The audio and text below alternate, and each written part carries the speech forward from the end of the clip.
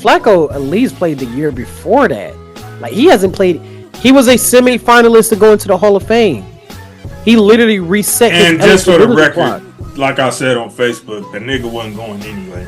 But no, he wasn't. No, but let's not play this game now where it's like, oh, they got figured out. It's like, if they figured out anything, they figured out, like, we not finna let you keep beating us with these boo-boo receiving corps. That's what it is. We know that these niggas can't get no separation for real. Rashid Rice is who's the most decent receiver, has been gone for most of the season. He just got back a few games ago. So it's like, what are we really talking about here? Xavier Worthy might be extremely overhyped. Might be. They thought they was getting Tyreek. Steelers went to 3 Super Bowls, right? During the Brady dynasty. They never ran into New England one time during those 3 Super Bowl runs. And when they did run into the New England Patriots, the New England Patriots always beat them. Right? Okay. Kind of the same thing that's about to happen here. If Josh Allen and the Buffalo Bills get to the Super Bowl, knowing that now we know for sure they will not, even though they built this team around to beat Kansas City, they're not playing Kansas City. Does it devalue the ring? Flatline, make a master plan, watch it backfire. Burn it all down and collect the ashes. Build it back. All right, what up, what up? Welcome to the All Grind Sports Show. We're politically incorrect. I go by the name of JC. As you can see, I'm here with my wonderful brother, my guy Tyrell Jackson. Man, it's going to be a 2-man show today. This is episode 177 that we finna put in the books, man. We got a recap for you. A little bit of NBA news, man, and we're going to get up out of here, man. But first, just want to thank y'all for tuning in the way y'all have been. Make sure y'all continue to like, share, comment, and hit that subscribe button. Y'all could have been anywhere in the world, but y'all here with us. We appreciate that. One last, again, thank y'all for getting us to 1,000 views. 1,000 downloads by the end of the year, man. Make sure I try to run that up to 1,500. Go to whatever your major platform is. Just type in All Grind Sports Show. Let's get that to 1,500 downloads by the end of the year, man. I appreciate the love, the clips that's been going crazy on YouTube, man. I could not do it without y'all, man. Thank y'all, man. We on the road to 200. Today is just me and my brother, man. So I'll just introduce it, or actually I'll let my guy introduce himself today, man. You know, it's just me and him. Go ahead. Hey, I know, right? The nosebleed section is at All Grind Sports. Yeah, it's a collab today. It's a collab. 100% collab. So first off, you know I gotta say it, because I say it every week. First of all, giving honor to God, who's truly the head of our lives. Please protect your children at all costs and start putting pressure on Roblox, bro. There are some weirdos, some creepos on Roblox, so please protect your children or protect anybody else's children that's in some danger, man. We got to protect our children at all costs. And, it's just a great time. And since Dre not here, we got to do it. Oh, yeah. It's podcast Tuesday. Yes, sir. So almost forgot. It's podcast Tuesday / Wednesday because y'all going to see it Wednesday morning. And it's just a great time in week 15. I know I'm chipper. I'm excited despite the fact that these motherfuckers over here, we going to get to them. 2 more weeks, man. 2 more weeks. 3 more games. 3 more games. Not 2, sir. 3. We got 3 games left. 2 more weeks, and we're doing our playoff preview. Whoo, Lord, and the Browns ain't in it. How much time you gonna need when I get to what y'all need to do? Infinite. Because I got to address the lies out there. I got to address the lies out there. There's some things to address. So let's get cracking, real quick, man. JC. Oh, go ahead. Make sure Sundays, 7 p.m. Eastern Standard Time. Tune in to the Nosebleed Show. From the Nosebleed Show, just type it in the search bar for a live Browns post game. The only reason why it's that late past the game because I have my kids. I don't do shows with my kids here. But yes. Absolutely. That being said, man, let's get to it. We got the NFC South drama, Thursday Night Football. Whew. Talk to me, man. I don't know what it is about Kirk Cousins playing against the Tampa Bay Buccaneers, or in this case, the Yuccaneers, because they decided to wear the Yuccaneers jerseys. But this man turns into primetime Peyton and Joe Montana when he plays against the Atlanta Falcons on Thursday night. We talking about Kirk Cousins who won 2 2 games on Monday Night Football, and this man is just dominating the Tampa Bay Buccaneers here. This was a great game, and I have to say this: Thursday Night Football for a while we've been saying like Thursday Night Football is where the shitty games go. This year has changed that narrative. This is where majority of the good games go. This is where we know what the week is going to be like because of how good these games are. There is no complaints about this game. Game-winning field goal in Tampa disrupts the peace, and Tampa better thank God that Carolina choked at the end of their game. Yeah, or we'll be talking about Tampa being out of the playoff race. But we got Tampa and Carolina 2 out of the next 3 weeks. It's going to be crazy. I mean, this was a disappointing game for me because this was the start of my dreadful fantasy playoff week. Unfortunately, I had to play one of my leagues. I had to play Bijan and Trey McBride. So that wasn't fun. Yeah, that wasn't fun. Brutal. But I'll have time to get to that all throughout this show, man, because it was several things that went wrong that can go wrong. I had Bucky on my team. They kept taking him out at the goal line and putting in this Tucker dude, which I didn't even know that was what they was doing. Yeah, because you know what it is. What it is when them parlays, them single leg parlays, y'all keep betting on. Unfortunately, they follow from burners. They know what's going on. It cost me one of my playoffs, and then the other one was because of A-Chain last night. But like I said, we'll get to that later. Yeah. As far as the game, though, you're right. This was a great game. I mean, obviously, I'm rooting for. It's like I was rooting for the Bucks, but I was also rooting for Atlanta because I'm rooting for Bryce Young too. So this was kind of like a double-edged sword. But I will say the Bucks deserved this L. I will say that. Absolutely. All the the chances that they had to capitalize on. To be honest, I don't know what's going on with Baker ever since we was talking that MVP split. Yeah. I'm not saying he's, as bad as he was on the Browns, but you're that inconsistency is starting to show. Inconsistency, yeah, that's the best way to say it. Because I don't like to get too drastic on quarterbacks week by week, because then they turn around and he mess around and go throw for 350 and 3 tutties, no picks next week or something. You know what I mean? So I think also it plays into a factor. And I know all these guys are playing hurt, but he's been dealing with he had that ankle injury earlier on in the season. He's probably still recovering off of that.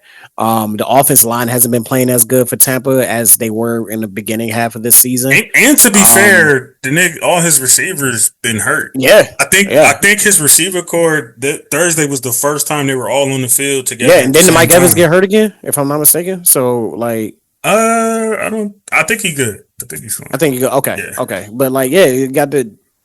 You've been playing with the 5th and 6th stringers and the practice squad members and stuff like that. But, overall, considering the fact what Tampa's been going through this year with all the injury bugs, Tampa's been underratedly talked about when it comes to the injuries this year, especially compared to. I think it's because everybody go through injuries. Man, nobody want to hear everybody go through just injuries. Like all these Detroit fans crying and spit. Oh, yeah. Nigga, everybody been beat up, bro. Everybody beat up, but there's certain teams like your Washingtons, your Minnesotas, that's just the bug is it's just worse their turn, than bro. what it is. It's just their turn. Everybody go through it, bro. So yeah, overall good game, good way. Again, another Thursday night game that is a good way to kick things off. Man, that nigga Bezos must have gave them some bread, bro. Because they he him did. The most fire games. I think it's a multi-billion-dollar deal over the next 10 years. Oh, so yeah, that makes sense. And I think because of that, Bezos some spit, so a lot of people don't know this is that CBS and Fox are the first ones to get their hands into the pot of the games. Then for Sunday. For Sunday. Okay. So then you got Sunday Night Football. Then it used to be Fox, so ESPN must go last because they always get the dirt. It seems like okay. Yeah, ESPN goes last. So there was a time, especially it's changed now a little bit because it used to be like Fox would get the NFC teams and then AFC would go to CBS and then they'll alternate depending on who was home and stuff like that. But they kind of eliminate that conference exclusivity for the networks, but they still get their hands picked in first. That's why sometimes when you see a game that happened on Fox or CBS. That'd be a 4:00 game, and you're like, why is this shit not on Sunday Night Football? That's because they picked that shit first, Right. and then after week 12, that's when games can start to get flexed out. Gotcha. Because even like Baltimore and New England, that's happening this week. That was really supposed to happen at 1:00, but they flexed it, 2 weeks in advance. They took Cincinnati and Miami out of that Sunday Night Football slot. Oh, thank God! Oh my Lord! Thank God for the flex. Oh my God, that would have been like. But that's why you don't get the flex early in the season, because it's a rule stating that it can happen after week 12. Gotcha. Oh Lord Jesus, thank you. Yeah, we were so watching good. Joey. I'm about to retire Burrow or retire to get up out of Cincinnati. Yeah, I would have went to go do something during that game. Shit, I would have went to bed. I told you I go to bed. Oh yeah, I forgot for you, football. Nigga. Yeah, that's like 11 o'clock. Going to bed, bro. I'm not about to watch that game. No, going to bed. Speaking of them, what you say? I'm finna retire, Burrow. Oh, Joe Burrow, I'm about to retire. Or I'm gonna just wait it out and go to the Rams when Stafford done. That's another option. Let's go, man. Baltimore and Cincinnati, man. We had a shutout. Woo! Boy, oh boy. Yeah, Joe Burrow. Whoo, them days are numbered. I don't know if you saw that press conference leading up to the game. That is the same sentiment that Andrew Luck said when he retired. This is starting to look like another Carson Palmer situation where they're building no team around him whatsoever, and he's like, I'm not gonna win here. I need to get up out of here. I mean, nigga, how much are you getting paid? Hey, and I get it. I'm the main nigga who be saying GMs need to do their job, but yeah. Oh, the Brown family ain't gonna do shit. But they cheap. But the thing is, you also advocated for your guys in Higgins and Chase to also get their bread, which shout out to them. But honestly, I feel like Higgins would have got his bread regardless. Y'all could have let that go. Got that, try to get that defense right. Like, and I was saying I felt like Higgins would have been perfect to go to like New England at the time, and niggas thought I was crazy. But now, can you imagine Higgins in that offense, bro? You know what I mean? But that's another Higgins story. In New England, Higgins in. To be honest with you, with the Rams, with the Chargers, like he would be good in that system. There was a lot of good fits for him. Like Higgins is. I think it is fair to say. I think Higgins is like he would be like a mid-tier receiver one. Yeah, you know what I mean. Yeah. Like I think he would be like in the top half of the league of receiver ones. He would be a de facto. Yeah, he would be a de facto number one, not like a Jamar Chase or JJ number one. But that's nothing to spit at. He's not Baltimore. Like he wouldn't be like one of those default number ones. Like you're just number one because. Get on one. It wouldn't be that. Like he'd be that nigga. Like I said, if he was on New England, he'd be receiver one right now instantly. Even with him and Diggs on that team. Oh my gosh. Yeah. But again, wishful thinking. I'm just saying it's moves like that to where that does hinder him. I understand you need your money. The GM should do a better job in the draft. But when you also pay both receivers top dollar, you basically telling us you're cool with just letting your best defense be better off. Especially since they first round draft pick out of Texas A&M is a 3-pack of ass. That dude fucking sucks. Tell me about that. Is he really that Henderson? No, he's ass. He's the one that was having the back and forth about the he is horrible. He should have went back to college. He is horrible. Wow. He is a. So it sounds like I'm not gonna lie. The Bengals' problem sounds like they don't know how to draft. What the Bengals tried to do was they tried to produce the formula of putting somebody else on the opposite end of Henderson. Mm-hmm. That's all that was. And it backfired. Instead of just taking the best player available. Instead of taking the best player available. And people saw it on film that he needed to stay another year. The fact that he went in the first round was kind of surprising. And how high he went was very surprising. Because he had a good combine. And that's the thing with these teams. Go with the nerds. Oh, he had a good 40-yard dash, and look at his shuttle, and look at his bench press, and all this other bullshit, and look at the pro day he did in shorts and t-shirts. It's like, dude, Dude, just because you play good Not with against the shorts fucking and assistant, t-shirts. that's what the pro day is. That's what the pro day is. It's shorts and t-shirts. No, Bro. it's just when you put it like that, it's like, damn, like, yeah, like, nigga, you're gonna have the pro pads day. on. Yeah, the pro day is equivalent to me and you going to the park in our t-shirt and shorts, and it's just so happened that a scout is watching us. Like, that's It ain't no different. We just throwing the ball around like, oh, what a good throw, because what a good drill, because he fuck that. This is why you look on the fucking film. Film is number fucking one. I've said this plenty of times. Film is number one. On the film, he didn't look good at A&M. He doesn't look good now. They're regretting drafting this motherfucker. They're regretting the contract they gave this motherfucker. He is a fucking What's his name again? What was his name? Fucking this guy blows. I wrote his name down. Give me a minute. Shamar Stewart. That dude fucking sucks. I don't even see him on the stat list for last game. You don't need to see him on the stat list because all he do is go out there. He looked like a more athletic Albert Hainsworth out there, and y'all know what play I'm talking about. That's elite ball knowledge. So that guy sucked. But for Cincinnati, your playoff spot is on the line. Really, your division spot is on the line, right? They still were in the hunt for the division. Nigga, leading up into that game. I told you that y'all and Cincinnati need to just relax, bro. You did. Nothing going on.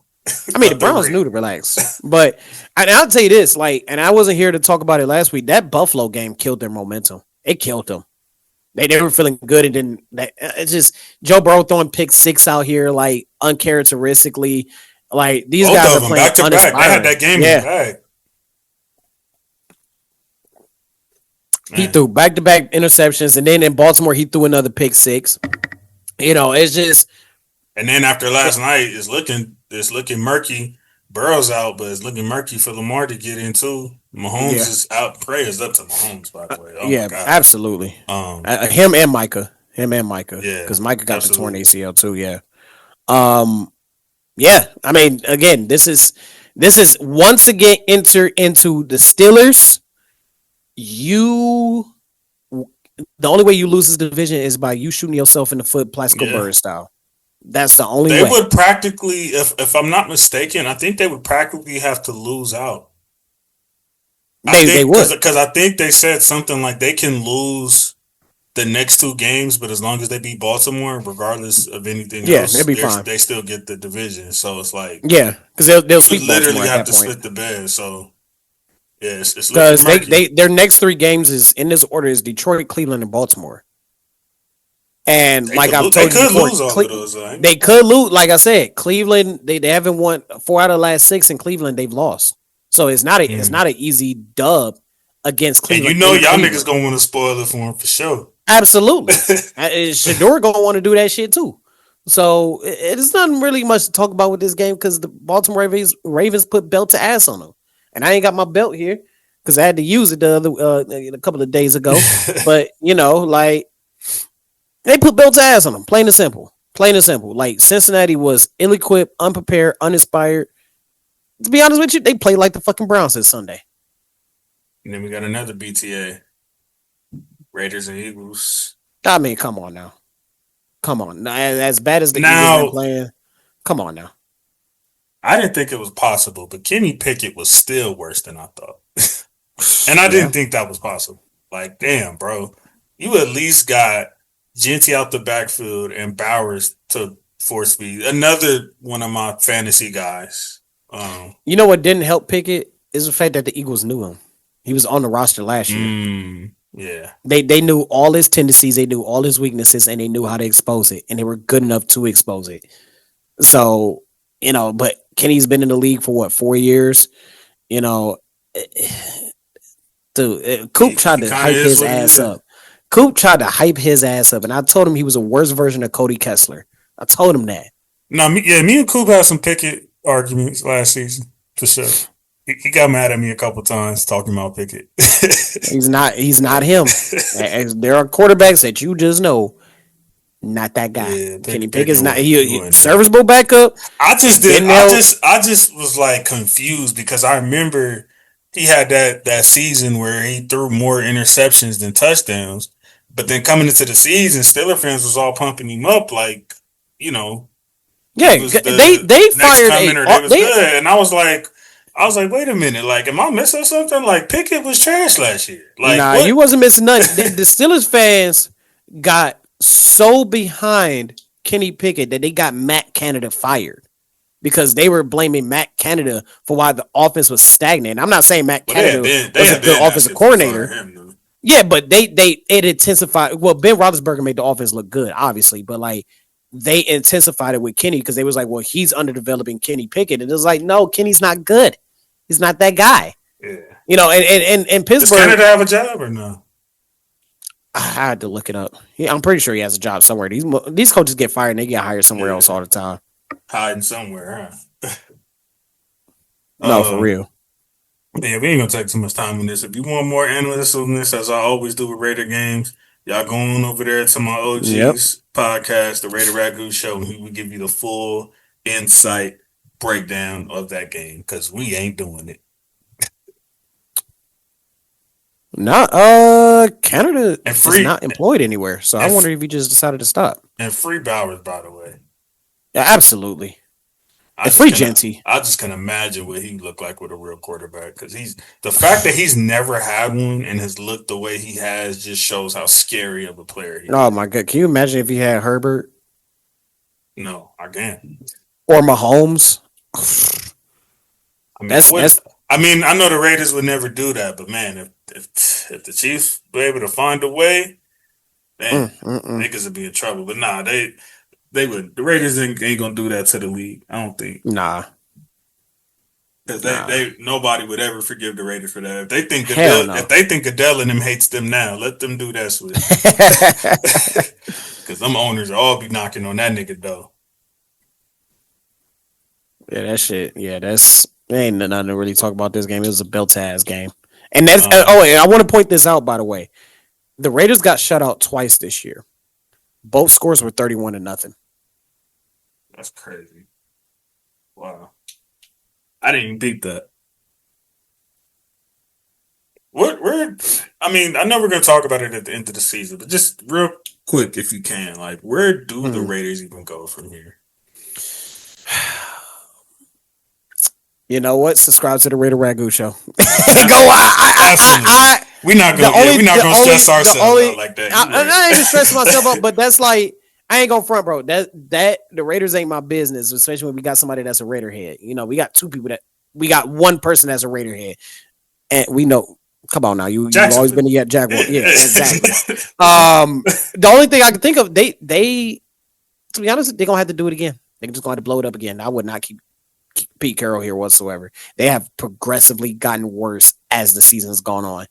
Like I would not keep I would not keep him here. I wouldn't keep him here. He's you know that song "Outstanding" by the Gap Band? Yeah. I hear it. It's like even if you're losing, it's sometimes it's the way you're losing. If you're losing, but you can kind of see some silver lining in it of like, okay, like they're still learning or something, then it's like different. Yeah. But these niggas is just getting beat on like week in, week out. Like I remember when Dan Campbell's first season in Detroit, we played them that year. So I remember kind of watching that situation. So my team did too, yeah. And I remember like they had a terrible record. I think they went like 3-12. Yeah, something like that. They had a tie on their record for sure. Yeah, whatever that split was, right? But I remember coming into that next season. This is one of my big moments on the show as well. And I remember predicting that I think they would make playoffs, or they would be like 9-8 or 10-7 or something like that the next season. And everybody was looking at me crazy. And I was like, bro, you got to look at the way the niggas was losing last year. Like they weren't just getting like thrashed through every week. And they even though the score didn't show it, that score between the Rams and Detroit that year, it was not as far apart as that score looked. That came down to like damn near the end. And he coaches them very tough. And I just loved how they look. And well, I told you that I went to that Lions game, you know, when they played the Browns, and they didn't have Jared Goff playing, and we had a tough time against them. And that was they had David Blau playing. That was Campbell's first season. They had David Blau as the freaking starting quarterback when we played against them, and we only beat them 13-10. So I was saying that to say that if you were losing in that way, then it's like, okay, like, nah, like, don't, You can see something. don't just panic. Like, yeah, we at least see something in the losses, even though they're losses. Right now, this one is just all over the place. Like, it's just like, it is. I ain't gonna front, bro. Ragu, you might get mad at me, but this is Cleveland Brown-esque. It really is. Every time I watch them, it's like watching my team. I mean, this season it might be worse this season, to be honest. It might be. At least y'all got some structure on one end of the field. Prime example, the Jets. Prime example is the Jets. It's like you can see they're building something there. Like they're not winning a lot of games, but they're not abysmally embarrassing or bad or anything like that. Now they've gotten some capital too on top of that. You know, like they had their little garage sale, and they, you know, they're now it's time to, you know, we'll see what y'all talking about in April. But there's nothing like I don't know. Shout out to my guy Ragu. Hey, I'm not gonna lie. I will be on the phone if I was the Jets. I would be on the phone. I might get some heat from you from this. I'll be on the phone calling New Orleans about Shaw. I would and make Shaw your bridge quarterback, because let's be honest here, Shaw's not playing bad. He's not playing bad down there. So why would New Orleans do it then? Because New Orleans might just decide to move on. You know, if they legit want to draft a quarterback. So why not? One season. Well, they're gonna have. Like, what do you think about the quarterbacks in this upcoming draft? Like, do you see some guys who are franchise quarterback? To me, it's too hard to tell right now. Like the Dante Moores, Mendozas. Dante Moore has a shot. Like Dante Moore is shooting up the draft boards, and that's scary sometimes, especially with quarterbacks. But we saw with Jackson Dart, and you can tell Jackson Dart is a potential franchise quarterback for the Giants. I think if you put like a Mendoza, if you put Mendoza in a New Orleans situation, I think he will be okay, just because they have a good, strong defense behind them. And he does have a solid running game, which you're going to need as a rookie quarterback. And you have a coach that's innovative, that is smart, that knows how the NFL works in today's world, and Kellen Moore. So, like, if they was to get Mendoza, why not use Shaw as a trade piece? You know, to get a late round pick, like a third or a fourth round. If you get a fourth round pick out of Shaw, and you get draft Mendoza, and you get a veteran in there, like let's say if you can get Andy Dalton or Andy Dalton's like the one on top of my head. If you can get him to come back to New Orleans or anything like that, and just have him in the room with Mendoza, they'll be just fine. They'll be that's an upgraded quarterback. You win by getting a trade piece out of Shaw. You know what I'm saying? Because like I said, Shaw's not playing bad. Like, he's not playing out of this world. But all that shit that Shaw was catching on the internet, because, you know, he got traded, he got drafted over Shedeur, and they saw the slip ball out of the combine and everything like that. But everything that I said about Shaw, that you even said that you was like, you fucking crazy for that shit, he's doing it in New Orleans right now. He's not a bad quarterback. He's a serviceable quarterback. So if I'm New York, I need a serviceable quarterback right now. And Tyrod is too old, and Justin Fields is not it. So, and Brady Cook or whatever his name is, that guy, really? So if I'm New York, I still don't like. I don't like the lack of patience in the NFL. That's my biggest thing with Fields. Like, could he have played a little better? Of course, but how do you think that helps a quarterback's development? You start him for a couple games, pull him out. A couple games, pull him out. Like that. Like, if you're gonna make a decision, make a decision. To me, that I feel like, you know, and I hate to speak bad on the brother, but it feels like Aaron Glenn is kind of like trying to create a scapegoat by doing that. And it's like when Tyrod played like Swift, you don't be having that same energy to hurry up and pull him out. You know what I mean? Like, I think Glenn's way of doing it is a bit old school, in the sense of, like, sometimes, like, old school way was you pull the quarterback out to, like, see if he can, like, see if that's a motivational point. Like, hey, this is what's going to happen if you continue to play like this. You know what I'm saying? Like, I think he's doing it or trying to do it that way. And after a while, he's like, you know what? Nah, just sit him down. But the last game that he pulled him out, honestly, wasn't even Fields' fault for real. Like, I could see if, like, Fields was just, like, going out there just making terrible reads and, you know, just getting, you know. I wonder how Fields is off the field. No pun intended. I wonder how he is off the field. Because I wonder if he paying attention in the meetings or anything like that. That could play a factor in it too. And maybe there are veterans in the locker. Yeah, and maybe there are veterans. This is all speculation, but maybe the veterans in the locker room are like, "Hey, he's not producing the way we need to." And if you're the head coach, you don't need to set apathy in an already bad situation. You know what I'm saying? So why not just be But like, this you know guy's supposed to what? be here for 3 years though. He's supposed to be. He ain't gonna be here for 3. He gone. I think he getting cut. I think the Jets are gonna just take the L in the cap space and just go ahead and cut him. I'll take it. But Go ahead. I don't know, for some strange reason, I feel like the Rams really believe in Stetson Bennett on the low, which I don't know why. I don't know why neither, But I'll take but it. you know, there are guys, like I said, there are guys in the locker room that fills a role. Like they just do. I don't know why they believe in Stetson, because Stetson's on the older end. Like by the time he gets ready to start, but like he might be doing everything right off the field, and that's probably why they believe in Stetson. Yeah. And it's not like, and he technically isn't our backup either. So Yeah. don't look now, but we have a problem, Houston. It's scary out there. Scary hours. CJ's line is blocking in Houston, in my take, has the best defense in NFL currently, right? It's not only your take, it's statistically the best defense in the league. Okay. So it ain't just your take. But here's the thing that I'm realizing about Houston that I think we overlooked early on in the year is that I think this Houston offensive line got their chemistry together. And now you're starting to see that chemistry work. And now, you know, they're not the best offensive line. They're not world beater offensive line. But that chemistry is there. That communication, that understanding what the man next to you is doing. And how they're picking up blitzes better than they were earlier in the year. How they're picking up even CJ, he's doing better at his slide protections since he's came back. And it's kind of crazy because that changed when they put General Mills in there. That shit changed. And like it's kind of like those few weeks gave them time to get all that shit together. And it's like CJ came back. Perfect timing, bro. And they were winning. He was getting at the toe same up time. at the beginning of the season. That's why he got hurt in the first place. But Mills coming in and Mills held that shit down. If that's another quarterback, if I'm the Jets, I would call for Mills as a bridge quarterback. Like that's another quarterback. I'm like, hey, some people are just simply meant to be backups. Backups. Like, and ain't none wrong. You ever seen that show Blue Mountain State? No. Yeah. So it's a fake college show. It's kind of a sitcom, but like the main character's job is to stay as the backup because he don't have to play. He gets the notoriety of being on the team as the quarterback, and he gets any single woman that he wants because of it. And that's all he freaking wants. Crazy. You got to check that show out. That show is freaking hilarious.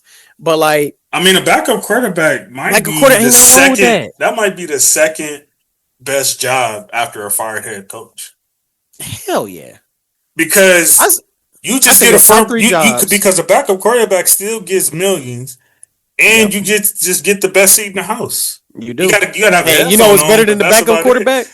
You know what's better than the backup quarterback? The third string quarterback. Because ain't no way in hell you getting in the game. But the only difference is because the third string doesn't get quite as much money as the second string. Yeah, that's the only difference. That's the only difference. I say your top 3 jobs is a fired head coach, a backup quarterback, and a punter on a good team. That's a good one. That's a good one. It's crazy because like our punter, like he doesn't punt a lot, but he's probably the best punter in the league. I want you to look up the Cleveland Browns punter, JC. I want you to look him up right now. I'm gonna see if you can pronounce his name correctly. Cleveland Browns punter. Cleveland Browns punter. Corey Bojorquez? Bjorkes. Oh, want to know how we know how to pronounce that name correctly? Because we don't see him 81. Bro, he's punted the ball 81 times this year. Wow, 81 times, bro. They be like Corey Bjorkes with his 6th punt of the game. I'm like, here go Bjorkes. Shout out Bjorkes though. His birthday one day before mine. Oh shit, let's go. Okay, so first off, back to regular schedule programming, and I'm finna act up. What you about to act up? I just found out some breaking news. What you? My guy stepped away. What's going on? So, do you know who averages the most receiving yards per game in NFL history? Oh, NFL history? In NFL history. Well, there has to be a minimum of catches.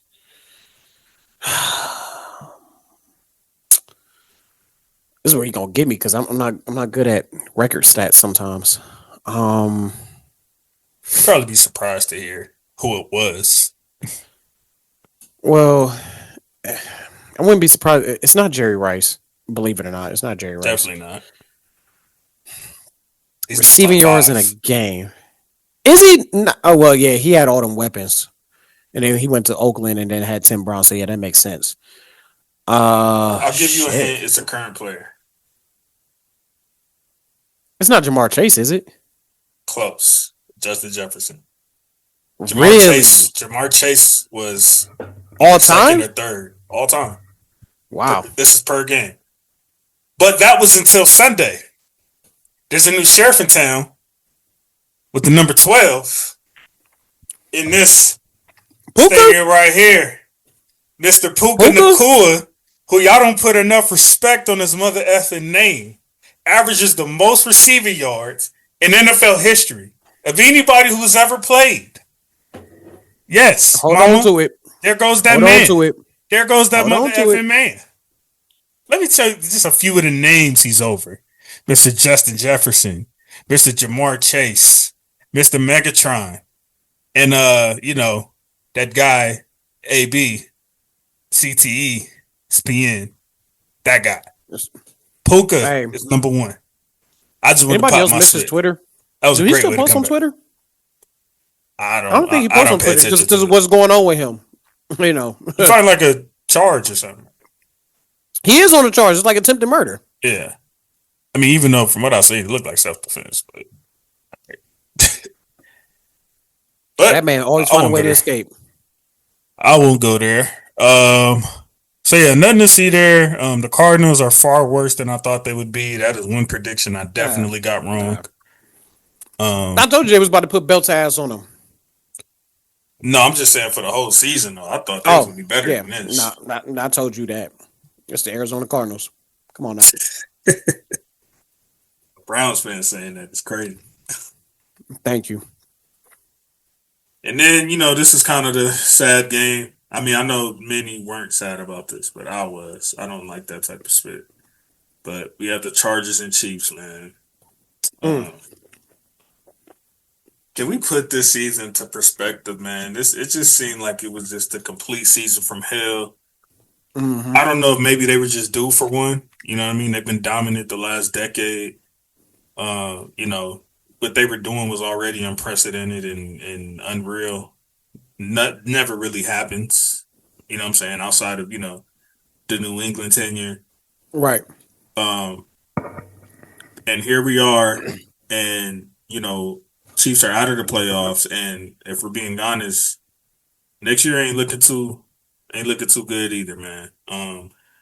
But definitely prayers up to Mahomes, man. I'm wishing him a speedy recovery, bro. I know he gets a lot of hate, right. because of the success that they've had. That's just how that goes. You get to the top, everybody want to tear you down. Tom Brady got that exact same hate. Yeah, it's not everybody act like he didn't. He did. Yeah, it definitely did. That's why I don't believe in revisionist history. To the point, I was about to say to the point where like people are kind of revising history for Brady because they hate this man so much. But it's really just winning. Like when you dominate long and take the chance away from so many other teams. I mean, that's what's going to come with it. Just like you're going to get the the dynasty talk and the GOAT talk. Mm-hmm. So you got to take the good with the bad. But yeah, all in all, bro, if I'm the Chiefs, I got nothing to hang my head down about. It just happens. It was a season from hell. You got Mahomes locked in with a $500 million contract. You need to focus more on that offense now. But which they might restructure to focus on that offense. Because I think Kelsey might be out the door. But then again, it's the Chiefs, man. It's like they, right when you think you got them figured out, and then they pull something to you. Be like, bro, how did that happen? Hey, don't be surprised if Kelsey is out the door, but he still want to play. Don't be surprised he signs with Cleveland. Why Cleveland? Don't be surprised one bit because he always wanted to play for the Browns. It's his childhood dream, so he might just go ahead and do it. He knows that his career is over. He's already made the Hall of Fame. Is he from Cleveland? 1 year in Cleveland. Yes, he is. Him and Jason. Him and Jason. Cleveland Heights, Ohio. Cleveland Heights. So yes, sir. Yeah, this is unfortunate. You never want to see a player go down, especially at that magnitude with a torn ACL. This is Mahomes' first real injury. Honestly, that he's experienced. Outside of that half a playoff game with y'all. Yeah. I can't really even think of one. He had like an ankle injury like a couple of years ago. I think he missed the game. That was it. Well, the only reason I mentioned y'all is because of how big that game was that he missed. Well, I don't want to talk about that game. Sorensen did head-to-head contact. That was helmet to helmet. Shouldn't have been called a touchback. It should have been called a penalty. So I don't want to talk about the Henny thing as possible game. I don't want to talk about that bullshit. I forgot about that trauma, bro. That's crazy. No. Literally 2 points away from the AFC Championship game. No, I don't want to talk about that shit. Man, and the fact that he did y'all a solid and left the game, and Baker still. And Stefanski, this. I promise you, JC, that game was the first game where I started questioning Stefanski because I was like, "How the fuck you don't take advantage of that?" Yeah. They were giving us the game on the silver. They might have changed the course of NFL history with that. They did. Yeah, so I don't want to. It's unfortunate. As I said on my channel in the preview show, and I even clipped it. Actually, got almost 1,000 views on the clip on the short on the YouTube short shit. That's it. This is Kansas City's first time missing the playoffs since 2014, and under the Mahomes regime, it's been the first time they missed the AFC Championship game. Yeah, he's never went any less than the AFC Championship game. Right. So I want people to think about this. When you are consistently winning, is great, right? But you also have shorter off seasons than everybody else, and you're consistently having shorter off seasons than everybody else. Last year was Black Voodoo Magic. But let's be real here. But 15-2, right? the cracks were showing last year. And all they did was get exposed. People figured out, say offense coordinator's name. Bears former head coach. Fuck, Matt. I got Matt Canada on my mind, but it's not Canada. It's Matt. Oh fuck me. Oh my gosh, why can I not think it's the fuck is his name? You can edit this shit out. Okay, anyway, they figured out that offense. And they figured out that the best way to beat Kansas City, Matt Nagy, thank you. They figured out, and this is something that I've pointed out, like, I think I've mentioned it on this show, like, even during my hiatus, was that if you keep Mahomes in the pocket, that's when he gets frazzled. He's not comfortable in the pocket whatsoever. And teams have finally figured out to play contain when it comes to him. If you notice, he's not scrambling out of the pocket as much. Is because defenses have figured it out that no, keep this motherfucker in the pocket. Keep him in the pocket. He don't like being in the pocket. He'll climb the pocket, but he's not comfortable in the pocket. I just don't like this discourse, bro. Like, if Josh Allen or Lamar Jackson or Joe Burrow, I don't know, any Prime Rodgers, any of these quarterbacks had some of the receiver cores this man had the last couple of years, bro. Mm-hmm. Like, people would be having so much pity and sympathy and oh my gosh, and putting the Chiefs on fire for not doing enough for his offense to help him out. But because it's Mahomes, who's been dominating anyway, even with these boo-boo receiver courts. You just answered your own question. No, but let's not play this game now where it's like, oh, they got figured out. It's like, if they figured out anything, they figured out, like, we're not finna let you keep beating us with these boo-boo receiver corps. That's what it is. We know that these niggas can't get no separation for real. Rashid Rice is who's the most decent receiver, has been gone for most of the season. He just got back a few games ago. So it's like, what are we really talking about here? Eric Worthy might be extremely overhyped. Might be. They thought they was getting Tyreek. Hey, his mama though called me. They thought they was getting Tyreek again. That's what that pick was about. Let's keep it a beam. That's what that spit was. And I don't even know if he's John Ross. I'm gonna just keep it 100 with you. Like, damn. Because Mahomes makes any receiver he has look better. You know how shitty John Ross is in the NFL? Holy fuck. But funny enough, do you know what team drafted him? We just talked about the team in their horrible draft evaluation. Was it Giants? No, it was Cincinnati. Oh, it was Cincinnati. Damn. I didn't know that. Or you're right. They did draft.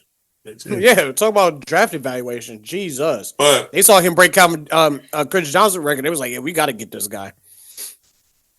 And, and I ain't mean for him to catch straight. Shout out John Ross. I remember he was, he's one of the LA guys who came out of Snoop's league. So I'm just saying, bro, like, let's not do that, bro. Like, they ain't even figure split out, bro. Like, if y'all get this nigga squad, I'm gonna tell you what they figured out. Kelsey has lost a step, right? When Kelsey is Kelsey, you can get away with those mid receiver tier course, whatever. When Kelsey isn't Kelsey anymore, that's just not going to work. Which is why, like, last year, Kelsey had lost a step, but still good enough to get away with that. This year, Kelsey's not good enough to get away with that. And you're missing Rashid Rice on top of that. So I just think that's all it really came down to, bro. We just seen that Mahomes is human. That's it. Exactly. Mahomes is human. And, I'm pretty sure the rest of the league is hoping to God that they don't get this man offensive help. But, here's the thing. What happened with Jalen Royals? They were hyping up Jalen Royals. Their wide receiver that they drafted on day 3. They were hyping this man up as the next as a steal in the draft. I don't even know who that is, bro. I'm trying to figure out where the fuck he at. You can look it up. Now, I even talked about this in my preview that they were talking about him being a steal in the draft that everybody overlooked. I don't see him. Yeah, I don't see him. You know what I'm saying? So, but yeah, I think the overall fatigue, players getting older, Kelsey losing the step. Then there's that too, the mental fatigue of it, bro. They just went on a 8-9 year run where they went no less than the AFC Championship.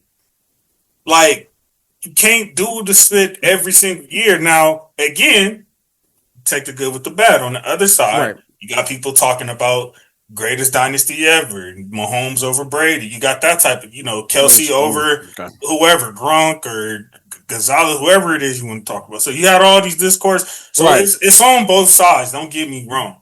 But I think they have played in 80% of the Super Bowls of this decade.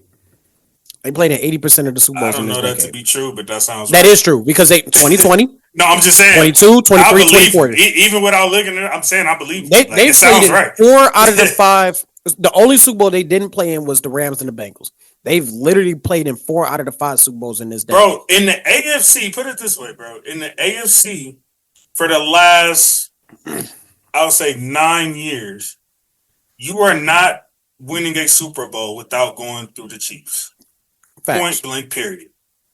For the last 9 years, you are not put that in perspective. Mm-hmm. You are not going to win a Super Bowl unless you go through the Chiefs for the last 9 years. Even go to a Super Bowl without going through even worse. Yeah, exactly. Like, we saw that time and time again. So, like you said, the Rams honestly are the only team to dodge that bullet for real. Every. No, for real. And Cincinnati was able to conquer that bullet for 1 year, and then they got shot again. This is Buffalo's year. Buffalo, Kansas City. The excuse is no. Wait, and let me finish. Mr. DEI, don't get me started. Hold on, get me started with DEI. I know. This is what I'm saying, JC. And they're trying to sneak him into the conversation now. If y'all don't get that make a wish, here nigga, damn head nigga up out of here. This is what I'm saying. For the last 7 years, it's been Kansas City's been in the way. Kansas City ain't in the way no more. And possibly no Lamar either. So if he don't do it this year, Hey, And honestly, if you want me to keep it 100, I know we're not. Well, actually, it's the next game, so perfect segue. The Patriots, right, and Bills. So there's no Lamar, there's no Mahomes, right. and no Burrow. Somebody else you lost to, right? So I think the best thing to happen for the Patriots, honestly, was them to lose that game. Because what do we always talk about it being like one of the hardest things to do? Beat a team three times twice. in the same year. 3 times in the season. Yep. So I think that actually worked out perfectly that the Bills, like, because if the Bills would have lost that, then it's like, okay, damn, if they see the Patriots, they got to beat them. You know what I'm saying? That's 3 In New times they got to England. beat these niggas. Yeah. Yeah, right. So I think that was a great thing to happen for the Patriots because now I feel like this could go either way when they see them. So, but yeah, I'm definitely rooting against Mr. Make-A-Wish. Honestly, no, I shouldn't do that because every time I root against somebody, they end up going on a crazy one. So no, actually, I'm not rooting against Mr. Make-A-Wish Foundation MVP. You know, I got a question for you. Much success to him. I got a question for you. And I'm gonna actually, after I bring out this point, right? What a job by Buffalo. Their division hopes are on the line in this game. They're down by 17 at half, and they make this massive comeback. Mm-hmm. They play perfect football in the second half. Shout out James. Just like they've been. James Cook, phenomenal game. Defense in the second half played a phenomenal game.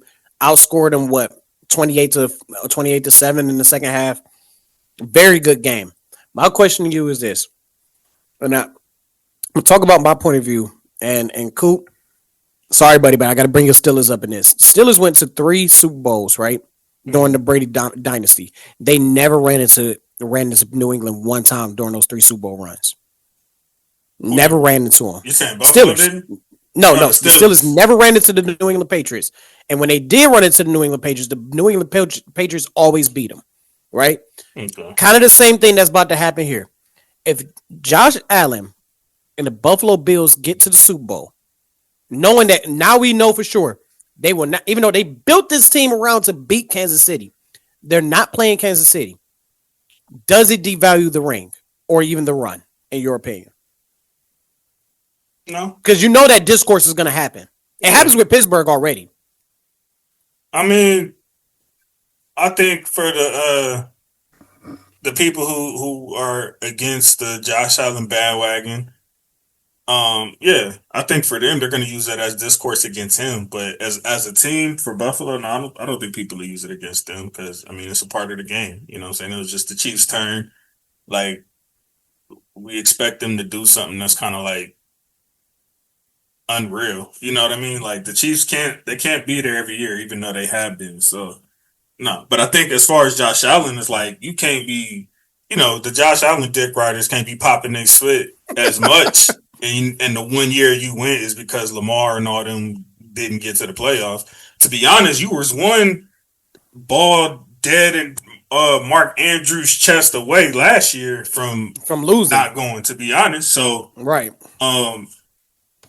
Yeah, I mean, I think that's going to be talked about anyway. But, people, any Super Bowl run, people are going to have something to say. Like, can you think of a team who won the Super Bowl and there wasn't discourse about why they won the Super Bowl or why they shouldn't have won the Super Bowl? There's not a single NFL team you could think of, especially in recent memory, where they didn't have a conversation about that. Every time the Chiefs win, it's the refs. When the Eagles won, Giants, the niggas said they didn't play nobody. Well, they didn't play nobody. The Giants. But, I think exactly. any underdog Super Bowl winner wasn't expected to win the Super Bowl at all. That's when we had that discussion of they don't have that think of the Giants 2 Super Bowl wins. You don't hear nobody talk about. Matter of fact, they were the underdogs the whole fucking time in both of those runs. Yeah. In both of those runs, every single game. Where the first run, Dallas, Green Bay, New England. Dallas 13-3, number 1 seed. They go out and beat them. Green Bay in the freaking cold, -5 degrees. Game-winning field goal beats them. 16-0, undefeated New England Patriots. 18-0 New England Patriots undefeated. Beat them. You don't hear shit about why they shouldn't have won that Super Bowl. You don't hear shit about it. But my go team, to 2011. My team, we even hear it all the time, bro. Y'all hear it. It's a million excuses. And it's crazy because what? Y'all played Tampa, We right? played Arizona, Tampa. Arizona. I mean, come on, And, I forgot about that game. Arizona was a Tampa, practice game. And the Niners. The Niners. And I will fight for y'all play on Super Bowl run for this. It's crazy how when you win the Super Bowl, you remember every game you played like it was yesterday. Like, that's crazy. Tampa, y'all blew a 27-3 lead, came back and still won thanks to Cooper Kupp's magical 2-minute drive. 100%. San Francisco, y'all conquered a freaking kryptonite. And Cincinnati, they couldn't capitalize, icing the game out with 5 possessions. Mm-hmm. Y'all did y'all jobs. But they claim we had a super team. What? Because y'all had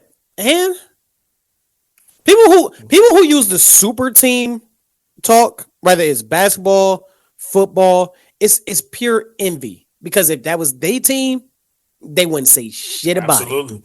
When we was finna get Kawhi in 2019, I would have been real quiet. I wouldn't have said a word. You would have Kawhi and LeBron James. Kawhi, LeBron, and AD. And come on now. I wouldn't have said a word. But come on. You're right. It's envy. It's not compared to like, well, y'all didn't play nobody in this, that, and the third. Like, yeah, that fucking sucked, but it's not envious. It's just them stating facts. But my thing is, you can make that case. And I don't want to get into it again because I've addressed it multiple times in the show. But that wasn't no super team, bro. Like, the stuff that people are the reason people are claiming it's a super team is even crazy, bro. Like, if somebody else cuts you, nigga, they cut you for a reason. So don't turn around. If somebody else picks them up, don't turn around and then say, "Oh, that's a super team, bro." Like, OBJ literally cleared waivers. Mm-hmm. But that's a super team. He cleared waivers. So if it's such a super team, all them other teams that could have grabbed him didn't grab him. You know what I'm saying? And we lost our technical, not at the time, but whatever. Our receiver too. He was your slot receiver because that's what OBJ was anyway. We lost our other receiver too to an ACL tear in practice that same exact week. Why do people not talk about that? I thought something was suspicious when that shit happened. I'm like, what did you do, OBJ? I said, that's some bullshit right there. That's some bullshit.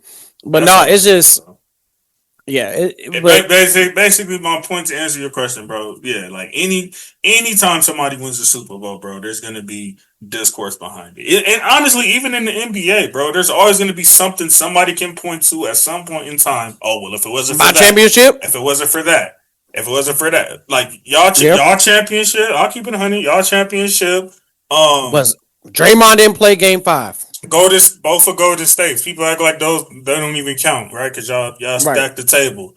I mean Toronto. I mean look at the damn shot Kawhi hit in games. You know what I'm saying? Like it's always some little small thing. JC, I know this is football, but I gotta address this real quick. What's up? I gotta address my championship. I gotta defend my championship right here. I've said this plenty of times. That notion that Draymond didn't play Game 5, is that why y'all was able to make the 3-1 comeback and blah, blah, blah, blah, blah. Y'all motherfuckers act like Draymond didn't play Game 6 and Game 7. Draymond scored 32 in Game 7. He scored 32 in Game 7. I mean, the reason why the Cavs won that series, was one person went down and they lost their rim protector. That's why we won. When Bogey went down with that Achilles injury, that was it. But do you know another thing nobody's talking about? It was that for sure. But Steph also didn't play like Steph in that final. No, he didn't. He wasn't going to win in Finals MVP if they would have pulled out Game 7. So if Steph would have played like regular season Steph, we're not even having this conversation. Draymond or no Draymond, at least for Game 5. So again, it's always something, bro. We could date it back to the 80s, bro. Even when Detroit lost to the Lakers the first time. They say, oh, that foul that they called on Kareem on Lambeer. And then Detroit won the next year. What happened? Magic missed the game, and then he was hurt, and Byron Scott didn't play. And then, it's always something, bro. With the Lakers in 09, we didn't even play Boston, and they were saying, oh, if KG didn't tear his ACL, y'all would have lost. We didn't even play Boston. And then y'all played Boston the next year and won. And we won. And then they claimed, oh, it was because Kendrick Perkins got hurt in Game 6. So that's why we lost. The percolator? Really? Perkins lost. That's how they lost. All right. Again, we can do this. We can do this all day. You can watch that whole series on YouTube right now. The whole series between you. Matter of fact, you can watch both of those series, 08 and 2010, on YouTube in its entirety. Not to mention, Boston was leading the way in most of Game 7, just so people know. But hey, that's another story. Again, like we ain't gonna turn this into basketball. I'm just saying, when it comes to championships, Super Bowls, and sports, bro, there's always discourse of like, what if or if not. That you could do that with any team because nobody wants to talk about the elephant in the room, bro. To win a Super Bowl or a championship, it does require a little bit of luck. Period. Everything has to go right. Now that we got that out the way. Great question, by the way. They're going to be on this review like, damn, this nigga's smashing over there. I sure am. Hey, it ain't no worse than Dre with his Mr. Oodles and Noodles. Bro, Oodles and Noodles and Red Bull, bro. Shit crazy. I got that orange chicken. Yeah, he need to chill on the Red Bulls. I know. I've told him plenty of times. We ain't gonna tech too long on this, man. If at all, Jets and Jags. Yeah. Okay. Well, next game. Next game. Jacksonville is so happy they had to play. Hey, what's his name? Brady Cook. Hey, sorry to you if you had to play Trevor Lawrence in your fantasy playoffs, though. There's nothing to say. Trevor Lawrence is. I'm gonna hold off on it. All right, but I'm getting very close. We got time. Saying two words. Look, we got time because he's very close. He's 10-4, right? Yep. If I'm not mistaken, yeah, he's 10-4. Yeah, 10-4. So I'm pretty sure they're not going nowhere. I mean, right. Isaiah, you might want to knock on wood. So we'll have time to talk about them. But all I say is that I'm close to saying two words for Trevor Lawrence. I ain't quite there yet. All right. You probably going to want to skip this. 2 boo-boo teams, 2 boo-boo schemes. Gosh. Do you want to? I think you know what game I'm referring to. Communist Party and Giants. J5 out for the year. Okay. Next. Matt Kafka. That was a draft position game right there. Did you watch that clip of Kafka like trying to motivate his fucking team in the meeting room on Hard Knocks? Oh my god, he's trying his damnest. But it's a 2-win team. They don't care. They don't care. Browns and Bears. Go ahead. Say what you got to say, man. I have more questions than statements. Yeah, what's up? Go ahead. So I seen something regarding like the play call sheet. Yeah. Okay. So everybody on the fucking internet, this is how you know people don't watch videos and don't watch press conferences. They say that the Browns put in the wrong play sheet in the thing. That's a headline that you saw, right? Well, that his play sheet fell out, or I don't know. The play sheet fell. So the headline that everybody is saying, and this is on Shannon Sharp's show as well, right, is that the Browns sabotaged Shedeur by giving him the wrong play sheet.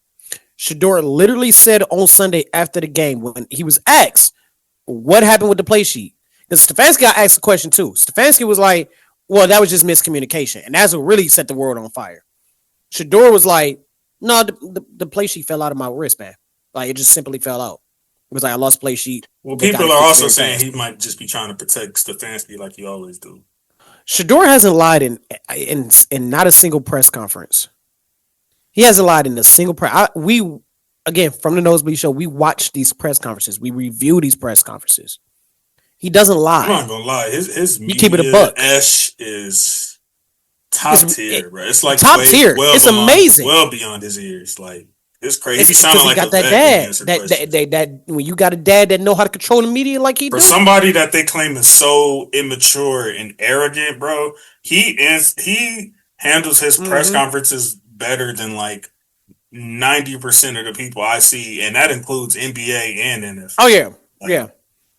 He's a masterclass at it, and he know when people are about to spin words around, and he'll avoid it because of it. But it was just literally the play sheet felt, because I'm looking like, what the hell? I feel like in a way, you know, and I'm rooting for Shedeur, obviously. I did see the clip where Jared Judy had to spit snakes at his hand. No. Incorrect. It didn't get snatched out of his hand. It hit him right here in the chest, and it went bloop. It went bloop. And it just so happened the defender was playing him close enough to where it looked. But go back and look at that play. It literally hits him in the hands and chest, and it just popped out. So I seen that, but I will say it does seem like there is a crowd out there who's like, I'm just going to defend Shedeur at all costs, no matter what. And in some ways, rightfully so, because I do feel like he has been wronged. And I do feel like what has happened to him is like malpractice. I think the collusion that has taken place with him needs to be investigated. I believe in all of that, bro. But we're not doing him any favors by sitting here trying to make excuses every single time he has a bad moment or a bad game. And that I can agree with you with. That's what I'll say. Right? That I can agree with you with. And Shedeur, I gotta be honest here. Like, he didn't play a good game, right? Played against a very tough Bears defense in the cold. It was negative 20. It was. Remember last week I was asking you, hey, should I start Fannin or Bowers for those exact reasons? He had Kenny Pickett in the cold. Bowers had Kenny Pickett in the cold, and Fannin had Shedeur in the cold. But so I asked that last week. Yeah, so Fannin is Shedeur's number one target, and it makes sense because Fannin's the only one creating separations out that bitch. You know what I'm saying? The issue that Shedeur has is if you play Shedeur man to man, he gonna torch you. Okay. He know how to put the ball where it need to be. He has a problem, and I said this 2 weeks ago because I wasn't here for the NFL portion part. He has an issue reading zone defenses. Plain and simple, he has an issue, and I think I told you that privately. He has an issue reading the zones. Like the two interceptions that he had. The one was the linebacker is faking the blitz, and he's looking for Fannin, and the linebacker just drops back. Shedeur didn't see him. I've seen a lot of rookies make that mistake. The other one, the corner was playing the flat zone, right? As soon as Shedeur released that ball, that corner went tracking towards that ball because he knew exactly where it was going because he faked them out the whole time. They literally baited Shedeur. Literally. Yeah, Dennis Allen literally baited Shedeur in that interception. Like, he had the corner play off of Fannin on purpose so the other corner can go get that ball. Like, he baited Shedeur into that. And that's something that Shedeur is going to learn. Right. But the two passes to Isaiah Bond, he had a 42-yard pass to Isaiah Bond, and he had a 47-yard pass to Isaiah Bond that was just throwing pretty much right on the button. He had one that was underthrown. That if it was thrown correctly, Bond probably would have caught it. The throw to Judy, that Judy dropped, was a phenomenal throw. There are veterans in this game today that can't make that throw. So there are flashes of Shedeur where I'm like, there is enough for me to get excited about. There is enough for me to go, our guy might be in the building. With Dylan, I told you 3 games in, I was done with Dylan. And a lot of people in this city, media, fans, whatever it may be, they were done with Dylan. So anybody asking, well, should you build on Shedeur and all this other stuff and blah, blah, blah, right? Listen to the conversations that we're having between the two rookie quarterbacks. With Dylan, we're already done. With Shedeur, there's like, when you say we, are you also referring as in the fan base? Yes. Okay. We're done. So not the front office. No, I don't know what the front office thinks of Dylan Gabriel. I'm saying like as far because I know you would see Cleveland reports and stuff. Yeah. Radio shows better. I have not seen reports that Dylan Gabriel was done with the front office. Okay. I know his fiance did that dumb spit arguing with somebody on TikTok talking about like, oh, everybody wants him to start or whatever, but I don't know if that's anything to read into. No, she's just being a fiance. Okay. But my thing is this: our beat reporter Mary Kay Cabot, shut the fuck up. Shut up, bitch. All right. We don't need you out here defending Kevin Stefanski every fucking week on every single platform that you get on in this city. We don't need it. We don't need you. You are a beat reporter. Report the beat. Okay. We don't want to hear, well, Stefanski had this. And now the report is that there's some sabotage going on in this, and it isn't just Shedeur Sanders that's getting sabotaged in this. It's also Andrew Berry. You have you ever seen a picture of Andrew Berry? Yeah. Black man. Yeah. I seen him when he hugged. I seen the photo when he hugged Shedeur and all that shit. Yeah. When the Browns traded for Deshaun Watson, the report was Andrew Berry and Kevin Stefanski went to Jimmy Haslam about Deshaun Watson. Over the last 2.5 weeks, it's Andrew Berry was the one that went there behind Kevin Stefanski's back. There's some sabotage going on around here. Because now and mind you, JC, this isn't different sources saying this. It's the exact same source. There's some sabotage going on around here. I have a question, and you don't have to answer it if you don't want to. If you don't want to answer it, I respect it. What is the tone in Cleveland when it comes to like racial relations to you? Is it one of them cities like kind of hillbilly like or no? I mean, you get into like towards inward Ohio, yeah. Like country Ohio is full, and I don't even say they racist people. They more prejudiced than anything. I won't even say racist. I mean Trump country for sure, but like racist, no. And not to get too political, but like people who are Trump supporters are not fucking racist all the time. You got your racist people out there. You got your racist people on both sides. What was it that Charlie Murphy said? He said not all Trump supporters are racist, but all racists are Trump supporters. Yeah, that sounds about right. So I am friends with, but I did learn what kind of state y'all were when LeBron had that whole thing with Hillary Clinton and the whole thing. Everybody came out and all that. The biggest guy out of Cleveland ever basically endorsed Hillary, and that state went red with ease. I remember. Yeah, I do remember that. I mean, in my lifetime, in my lifetime, we went from a swing state to a full Republican state. Like we were a key swing state that they always talked about. But we have a Republican governor. We've gone red 3 times. So yeah, we're just a red state now. I was just asking. Our laws are. I was just asking. I know it's a little off course, but I was only asking because of what you said regarding reports changes. So I was just trying to get a feel of the atmosphere of how that city is in general. At least in this city, for what I've experienced racism in this city. I've experienced racism other places. But overall, I would say this city is not a racist city. This is a very inclusive city. This is a very melting pot city. There's a lot of different, primarily Polish people here, but like you got your Latinas, you got your Mexicans, there's a melting pot here, and we treat people with dignity and respect around here for the most part. You got your crime like we always do, like any other fucking city. We're always rated at the top because we don't fucking play around business. We don't play. You know what I'm saying? We get into altercation, we just pull out the fucking gun. That's what we fucking do. But usually most of the shit, like most cities, you be like, there's no connection between the people getting shot. Here is like there's a connection. That's the difference. Like if you just mind your own business, you're fine here in Cleveland. You just mind you don't get in. You see some shit going on across the street, stay across the street. Don't get into no shit. That's the best way to put it. But it ain't like how you describe LA where you can't wear certain colors in certain areas. It ain't like that here, man. It ain't like that here. Can't wear certain hats. Yeah, that's fucking crazy. You got to be careful what baseball hat or snapback that you wear. That's crazy. Depending on where you are. I get killed then because all I do is wear Cleveland shit when I leave the city. It depends what kind of Cleveland hat, and it depends where you wear it. Depends what color the hat is. Like I ain't visiting y'all city, man.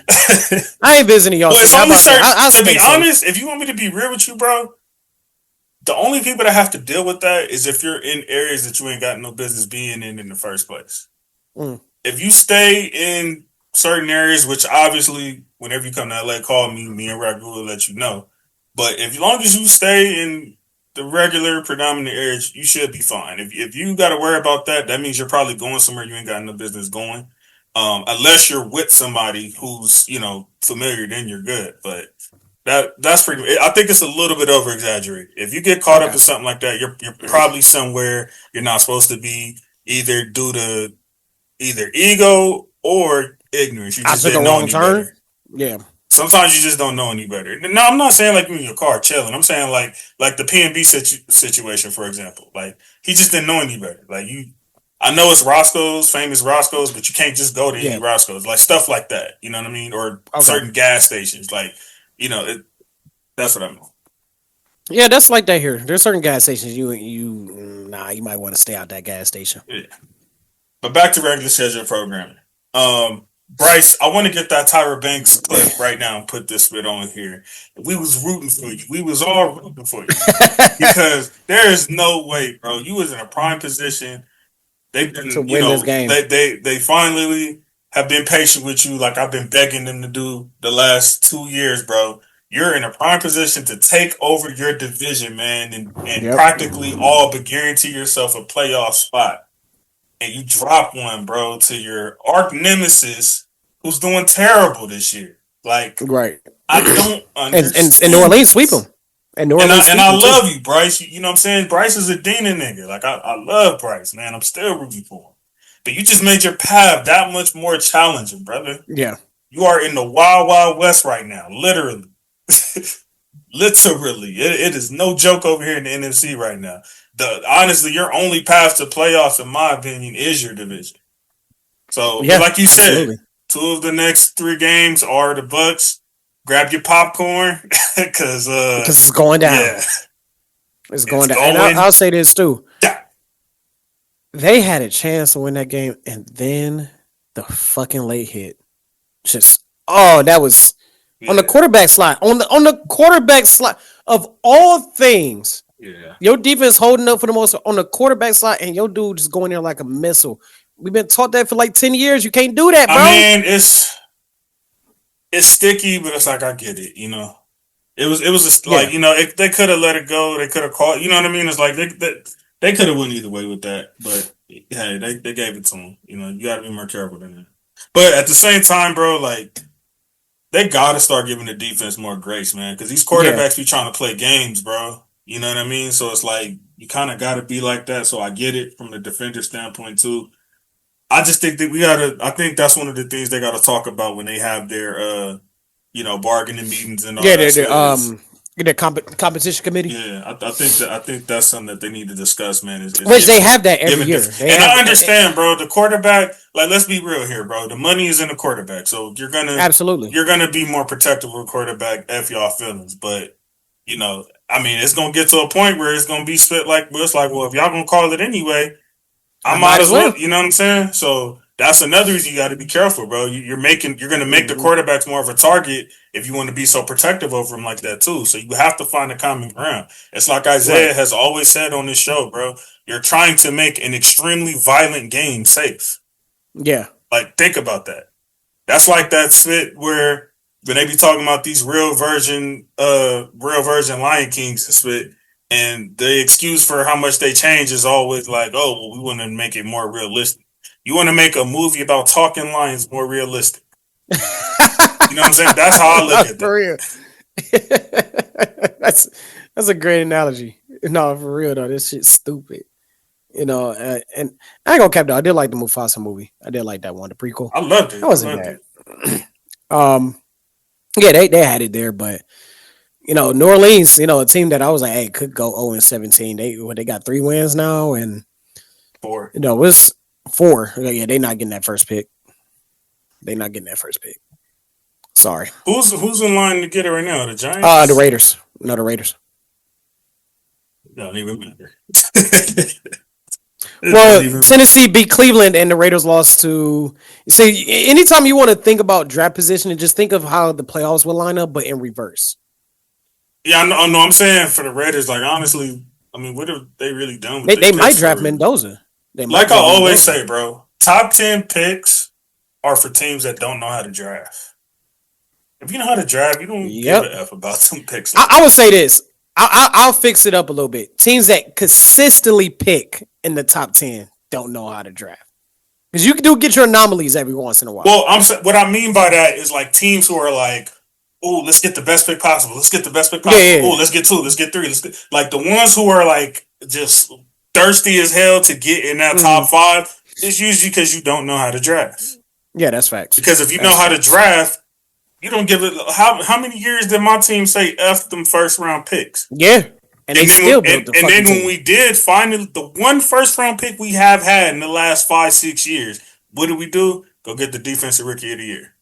Yep. So when you know how to draft, you're not winning defensive rookie of the year.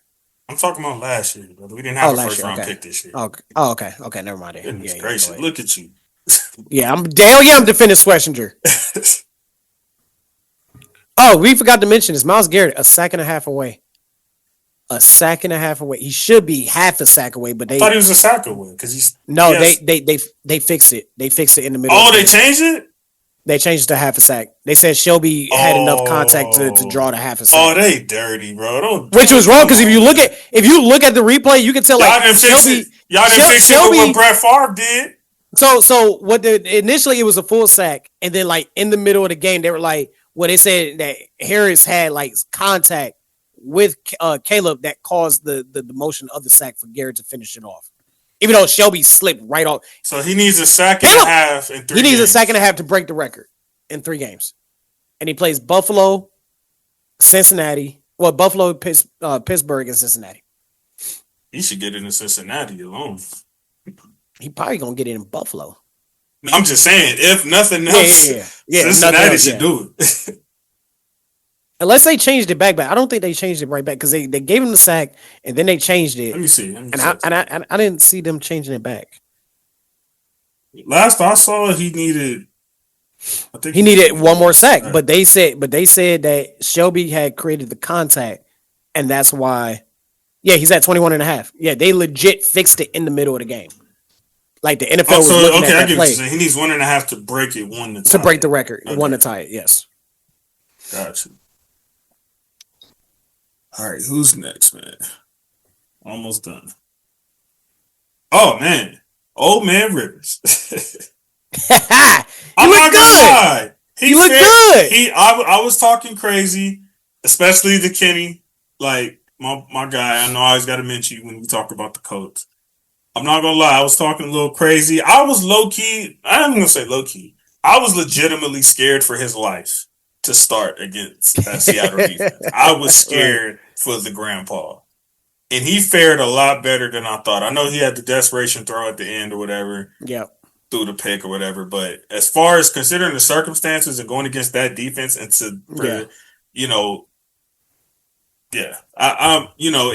and honestly, the loss was really the defense gave up that last yard to Darnold with no timeouts. Mm-hmm. I'm not gonna lie, like I'm not gonna say he balled and then crazy like that, but I'm just considering the circumstances, basically coming off the couch on your Flacco sit.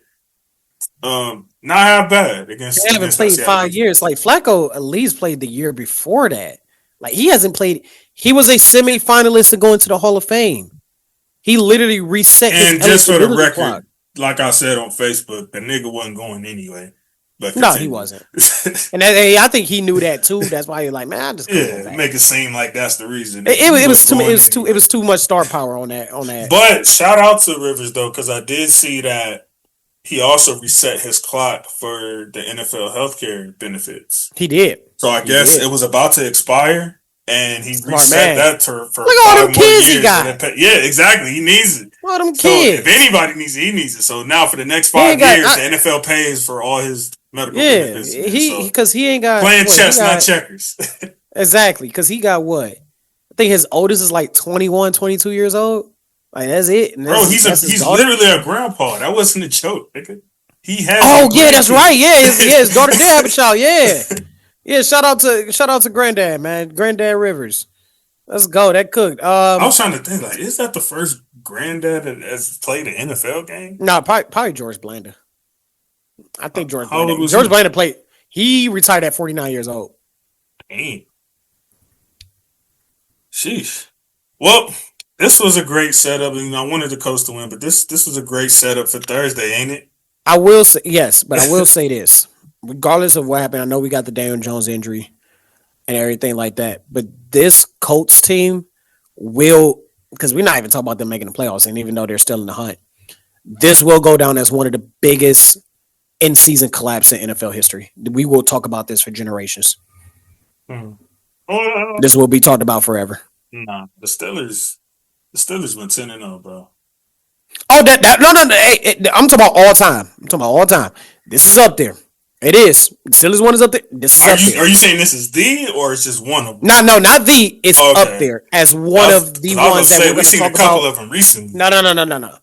This is like one of the ones that we're going to be talking about. We're going to be telling our kids this shit. Yeah, for sure. But the crazy thing is, Colts fans, you let them tell they used to this. They always like start great, finish bad, or start bad, finish great. That's why their record always looks like what it is. They always in that 8-9, 9-8 range, maybe a 10-7 here and there. They're mid. Mid grade. Shout out Andrew Luck. I don't know how you sleep with yourself at night. Sure, comfortably in Stanford, California. Where he is the general manager of the Cardinals. This might have been probably the biggest game of the week right here, man. Yeah, Green Bay and Denver. Prayers to Micah Parsons. Man. But my God, how much do we hate injuries? That shit was nasty, bro. How much do we hate injuries? That? I mean, Bo Nix. Oh my, that shit was. Oh my God! You know how many times they replay that shit if that was the basketball court? Oh my gosh! Yeah, he's. I'm gonna say this, man. Denver's legit. I am putting Denver in the legit category. I'm not. No? Why not? I'm not sold. I just don't think they got enough on offense. Like, I think they have their moments, but them niggas be inconsistent as hell. And I think that's going to catch up to them. Like, when they, when they play somebody for real in the playoffs, Yeah. No, we'll see. They don't have the division on lock. So they could very well lose this division because they still got to play the Chargers. Mm-hmm. And that's the situation. They both went out. And don't forget the Patriots when they play against each other. Yeah, but I'm talking about just for their division alone. Yeah. Remember they lost to the Chargers already. That's one of the two losses. So they still had to keep playing good. Yeah. Exactly. Yeah, I'm sad for Green Bay, bro. Like I had them. Remember, I gave them 12 wins before they even traded for Micah. So I was already high on them.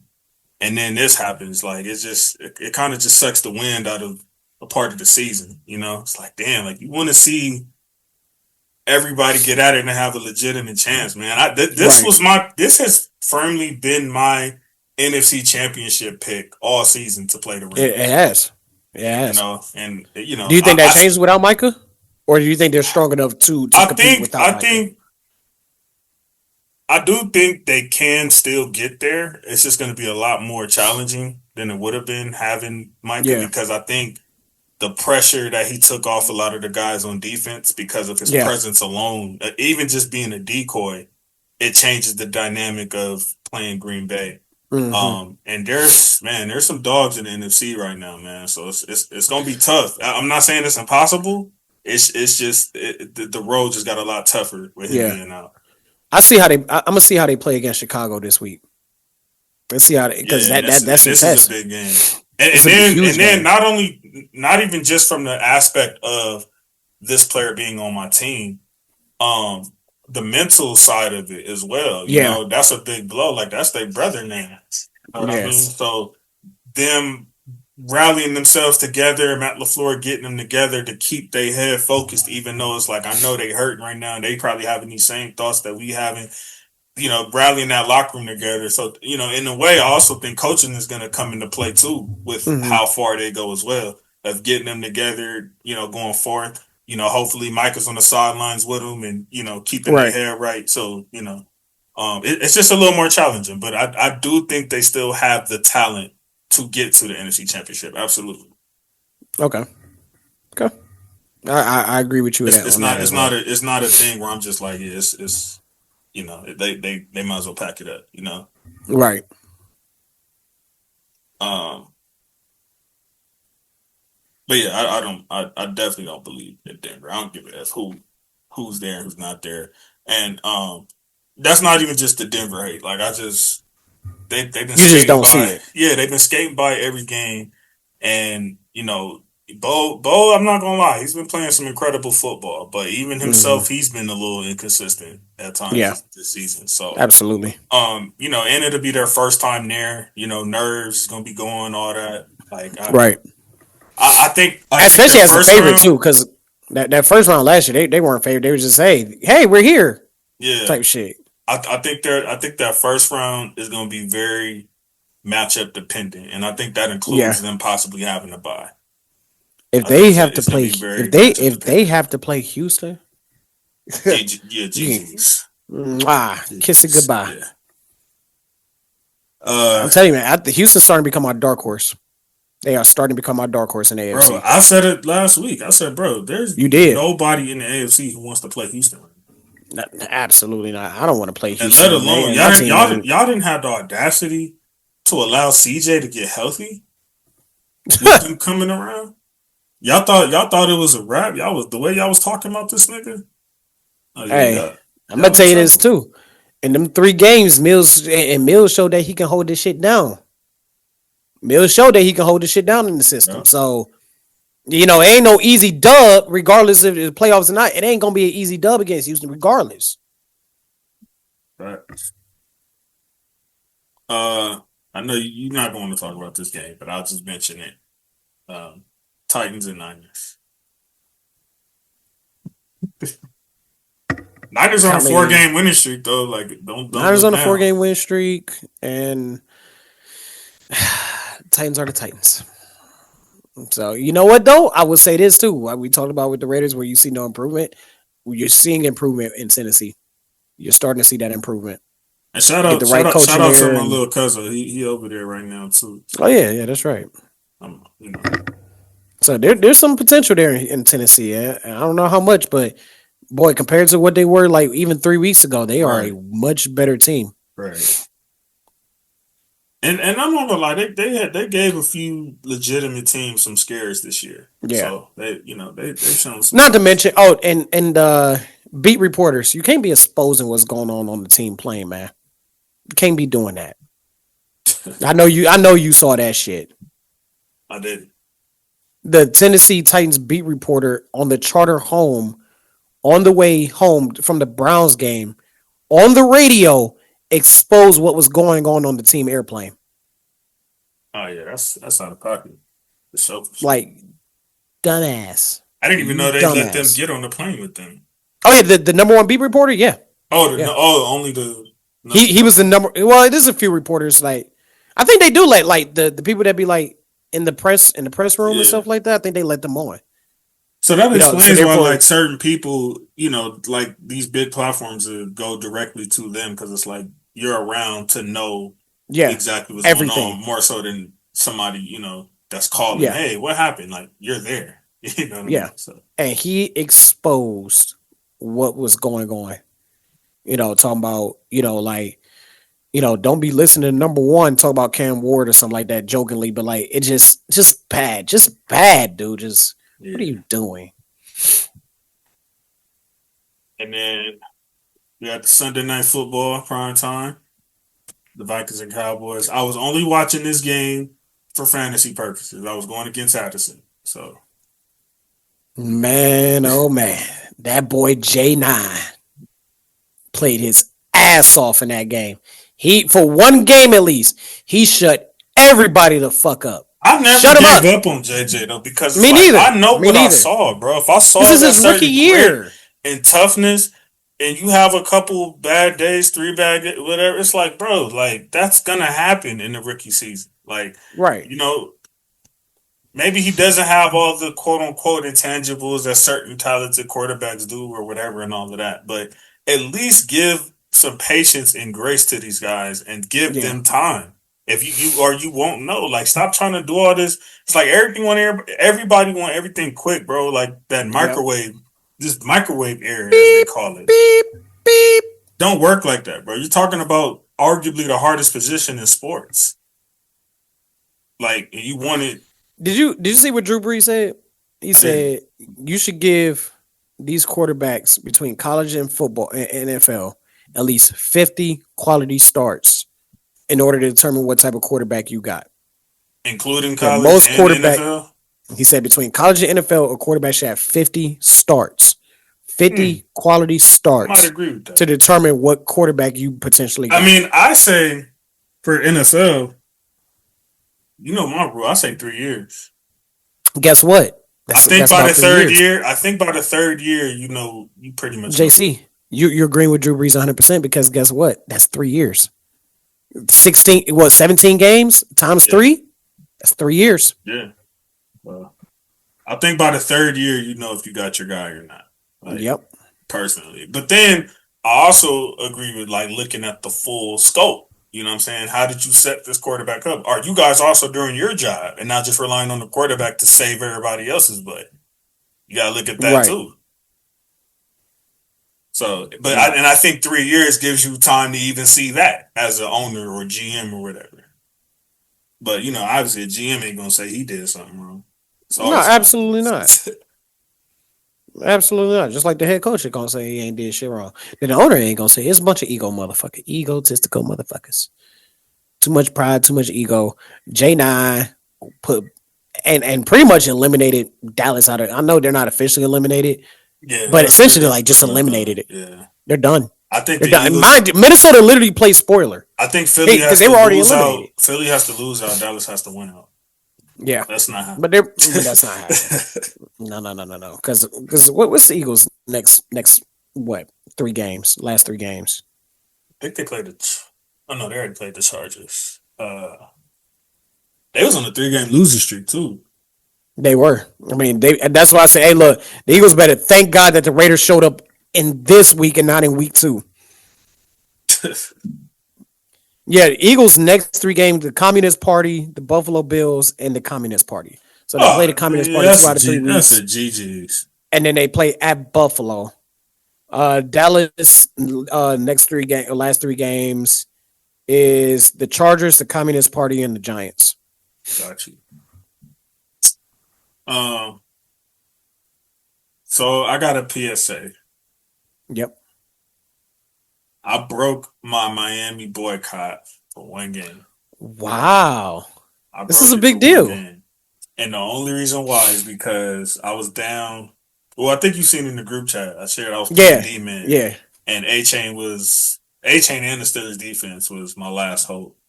And I lost by 2 points. Oh. Yeah. That's brutal. 2 points. That's fucking brutal. I remember there was one play where like Steelers just totally lost A-Chain on like a 20-yard game pass, and that made the difference. And then like I still had action at the end, and then the Steelers had got a couple sacks. Like I literally didn't lose. I did not lose my playoff week until like there was like maybe like 4 minutes left in the game. Wow. If you can imagine, I was like glued, like stressing. You was glued to that fucking TV that's screen. The only reason why, because we talking about an $800 payout. So. Oh yeah. I'll be watching that bitch too. Yeah. So I have binoculars on. Hey, I'll be right here like how I am with and I have binoculars on. I'll be like do. So this is the first Dolphins game I've watched in like at least 2.5 years maybe. So yeah. I lost my playoff week by 2 points. Which is funny because you ain't missed shit special in this game whatsoever. If you not watching this from a fantasy standpoint, you ain't missed. Oh yeah. I probably made the game more entertaining for myself. Oh, absolutely. Because they was whooping on these niggas. I wasn't even thinking about the score. And it was starting off like an even matchup so far, that first half, but Pittsburgh was able to open up that game. And what really killed me is he had the Steelers defense and A-Chain, so it was canceling in some ways, but then I didn't want A-Chain to do too much, but then I needed them to get some touchdowns to bring Steelers points down a little bit, which they did at the end. So you did a nice medium. It was a back and forth, bro. Like at least for me, I had with my fantasy implications. So unfortunately, I'm out of the playoffs. Good luck to everybody who made it to the second round. Congratulations. I'll tell you something. I did not pay attention to my fantasy, none of my fantasy leagues this week, and I won like all but one. I'm like the 1 week I don't pay attention. Did you miss playoffs in all of them? I thought you made one. I made playoffs in like 2 of them, and I won both of my playoff games. And I wasn't even paying attention. Nigga? Wasn't even paying attention. I was sitting there glued to my shit. Bro, I was in there like, oh shit, it's fantasy football, bro. It was literally this morning when I woke up. I like after I read my scripture, I was like, oh shit, I didn't check fantasy whatsoever. And you probably had your opponent was probably over there stressing and looking and watching. Bro, I was over there. I was over there chilling. I was over there having fun with my kids. I was doing a podcast. I was just chilling. I wish bro. to get to that level of unbothered. I was like, but I don't know. But is it an $800 payout though?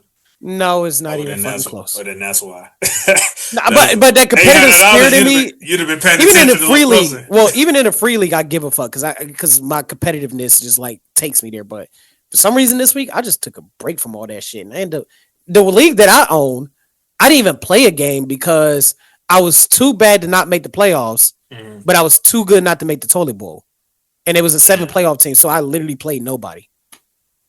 Oh, you got a 7 team. That's what. Well, it's a 10-team league, but there's 7 teams that make the playoffs. Oh, okay, gotcha.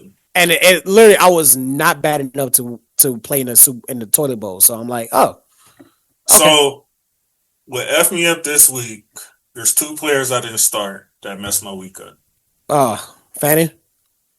No. Well, no, because that's my affiliate area. I Fanning in. Okay. So, the 2 players that would have cemented my wins pretty much no matter what. Jameson Williams. Oh, yeah. And Travion Henderson. Travion, I can kind of give you some flack on that. You want to guess who I started over Henderson, though? Who? Your running back. Quinshawn? Yeah. Bruh, you should have came and talked to me before you did that shit. Quinshawn got a future in this league, but my God, from me hearing it was super cold. From me hearing it was super cold, I figured Shedeur would at least get to the goal line a couple times. And I would have told you. And the last time I started Trey, they kept splitting with him and Stevenson. They were taking him out at the goal line, putting Stevenson. You know what I'm saying? It was just too much. They stressed me out the last game. You know what I'm saying? He still got 11 fantasy points, but for it all, I'm like, okay, it's gonna be cold. So they're, Stefanski, he be trying to like not air it out anyway, let alone this negative 20. Not this week. So I don't know, man. Yeah. So I started Jenkins over Henderson, and then I started Diggs over Jameson. Because I can't blame you for Jameson, man. I can't blame you for that because he like every time everybody start that motherfucker, he get like 3 points. And he's been balling. Don't get me wrong. And I've been starting him. Like he's honestly might have got me into the playoffs. The only reason I just started him this week is because he was playing the Rams. Oh, okay. And I already got St. Brown. And I knew St. Brown was gonna do good, but I didn't think both of them was gonna ball. Right. And then Diggs always balls when he plays the Bills. The last time I started him against the Bills, he went crazy. He went crazy. He always goes crazy against them. So Diggs gave me 5 points. Jameson had like 26. That literally made the difference. And I would have been in the second round in both of my leagues. But it's just crazy how you do so much hard work all season and it comes down to one player, one thing, one catch. You know what I'm saying? That catch I just mentioned with A-Chain, that determined my whole season right there. Damn. And you know what's funny? That's not the first time A-Chain has put me out of a bad situation. I think it was 2 years ago. I was playing the homie, and I needed to beat him to make the playoffs, right? Yeah. Derrick Henry scores a touchdown to take the lead for me, to where it's like, cool. All I need is A-Chain to not do spit, and I win this week. I'm in the playoffs. No, he didn't go crazy. Tua threw 2 little garbage time checkdowns to him, and it's a PPR league. Yep. He threw 2 garbage time checkdowns that really he should have been looking downfield. And that was how I lost, bro. I lost by like 1 point. Oh my gosh. So this ain't the first time A-Chain broke my heart. Look, this is God. I need to draft that nigga now. That's it. Draft him. Just draft him. Watch when you draft him. That's when he tears ACL. Watch. I know. I actually tried to trade for him earlier in the season. Somebody wanted Terry McMillan, whatever that nigga name is from the Panthers. Somebody wanted him real bad. And I was trying to package. I was like, well, look, I'll package him and somebody else, and I was going to give it to him for A-Chain because he was trying to give me a running back because he knew I needed one. So I was like, what about A-Chain? And he was fighting me like, nah, not A-Chain, no. So, yeah. But I ended up trading for a running back twice. I traded for Kim Scatterboo when he started balling. Yeah. Then he tore whatever he tore. I don't know. Yeah. He was out for the season. So I was like, damn, I'm just not meant to have a running back. Then a few weeks later, I traded for Bucky. And Bucky's been good since he came back until this week. He had 8 points. Bro, that's what I was talking about, bro. Like, they got to the goal line. Bucky would have got one touchdown, you probably win. They took Bucky out and put Tucker in at the goal line every single time. I'm like, bro, what is going on? What kind of offense is this? They knew you needed to win. These teams hate our fantasy teams, bro. They do not care. Hell yeah. But anyway, I think that's it for that, right? Yeah, that's all the game. Any last thoughts on week 15, man? Week 15, how does that sound? Even though the weather outside is frightful, the NFL season is so delightful. And since there's really no place to go, you know what I'm saying? Let it snow, let it snow. Yes, let it snow outside. And let it be playoff football. I can't wait for playoff football. But as I predicted on my channel, yes, another shameless plug.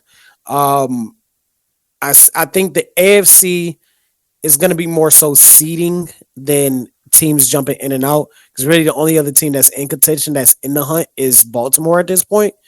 With Miami losing, Miami's out of the playoff contention. So it's literally between Baltimore and Pittsburgh. That's the only thing that could change. But outside of that, I think the order of operations kind of stay the same. I think the Chargers could end up taking the division, but we're gonna and Houston could if what's your chances of, like, with that loss Detroit just had? What's your chances of thinking that they make it? I would say about 15%. Oh, so really low. Yeah. Because all the Packers need to do is just went out to escape. That might be another prediction. Like, I know I got some stuff wrong, but that might be another prediction I might have hit on because I said 9 and 8. But I will say this about the NFC side. That's where I think things could potentially change. Like I said, Detroit could still sneak in and get in. Dallas, if things go their way, they can get in as well. That'd be another epic collapse if my God, if they lose to if Philadelphia loses to the Communist Party both times, that'd be crazy. So there's 3 games left? There's 3 games left. That's it. So the Lions, for my prediction to be spot on, the Lions would have to lose 2 of their next 3. Yeah, they had to go 1 and 2 for your prediction to be correct. I don't think they'll go 1 and 2. I think they'll take care of business against Pittsburgh. Who do they play? Do you know? Pittsburgh. I think they got. Let's not think. Let's go. Pittsburgh this Sunday. They got Pittsburgh, Minnesota, and Chicago. And to be honest with you, games outside of Pittsburgh. But if you think about this, right? If Chicago clinches the playoffs, right, and clinches the division, and Detroit is fighting for that playoff spot, Chicago's going to sit their starters. Yeah. They're probably going to sit their starters, and then Detroit could probably get that dub. Yeah, and I think they get the Steelers too. Especially if it comes down to like where Detroit needs to win and Green Bay need to lose, Chicago might just lose the game on purpose just to give the double birds of Green Bay. Yeah, I'll just say, in McVay we trust. I'm in a good space, man. I'm not gonna lie. You are. I'm in a great very space. I don't have any team in the NFL currently that I feel like really kind of like when I'm about to play them, it's like, damn, I'm kind of trembling. Like last year for me. So not even Seattle. No, absolutely not. Just because somebody might be one thing to everybody else, it's just a certain thing with that team where it's like, I'm not really worried about you. The Seahawks don't really beat the Rams. If you look statistically in these last 5-6 years, they don't beat us. So, yeah, I'm not too worried about the Seahawks. Thursday is a huge game. And I think they feel like we snuck out last time. So I think they're gonna come guns a-blazing. I do think that's gonna be a dogfight. But win, lose, or draw. If you're asking me like in a playoff sense, am I scared of them? Absolutely not. I'd be more scared of them maybe if we win and then we got to see them in in the playoffs, and it's like, ooh, 3 times. But I think we did that before though. I think we did that in what was that, 21? Didn't y'all do that to the Cardinals? Where y'all beat them 3 times? No, we didn't beat them 3 times that year. I think it was 20. What was the year we lost to Green Bay? In the playoffs? Yeah, I think it was the year we lost to Green Bay. Because Jared Goff beat them with the broken thumb. And we had already swept them. So I think that was the last time I think so. We have done that to them before. Beat them 3 times. I think it was 20. I think it was 21 because I had COVID at the time. That might have been 2020. No, or it was 2021 because I had COVID. I remember. I caught COVID watching that game with my uncle. Okay.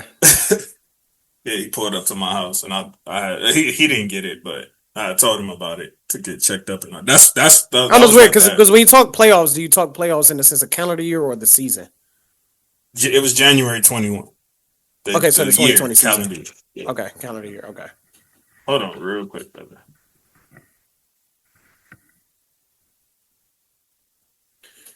Watch your money.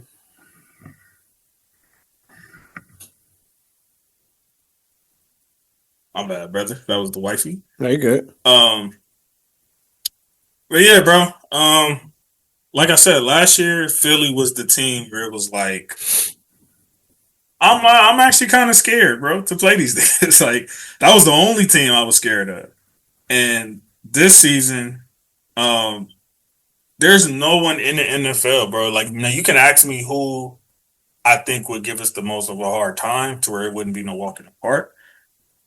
But there's no team that I'm just like legitimately like, damn, like I do not want to play them. And the one team that I'm thinking about constantly in the back of my mind right now as I'm saying this isn't even in the NFC. I'm thinking about the Texans. Yep. Yeah. Yeah. That's the only team right now I'm thinking about where it's like, damn, like I'm glad I ain't over there.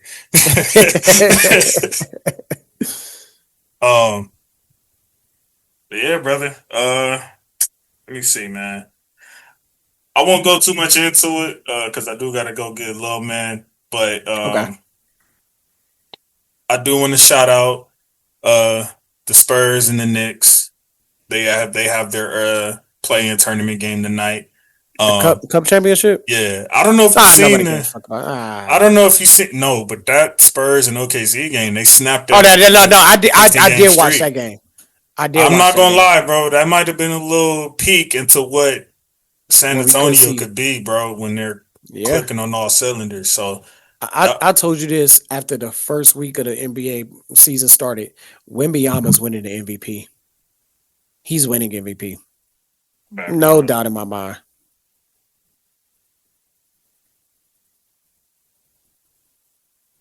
And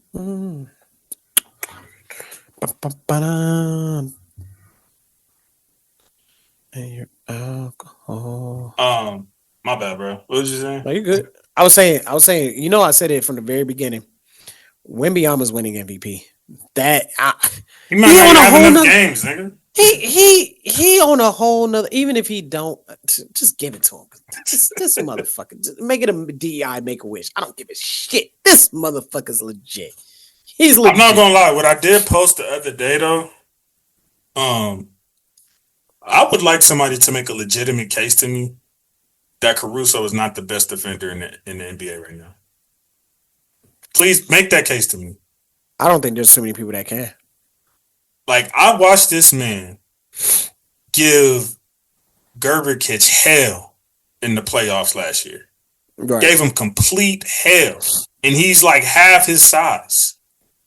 And then don't even get me started when he's on the perimeter. It's like you're in a box. And then now I'm just watching in this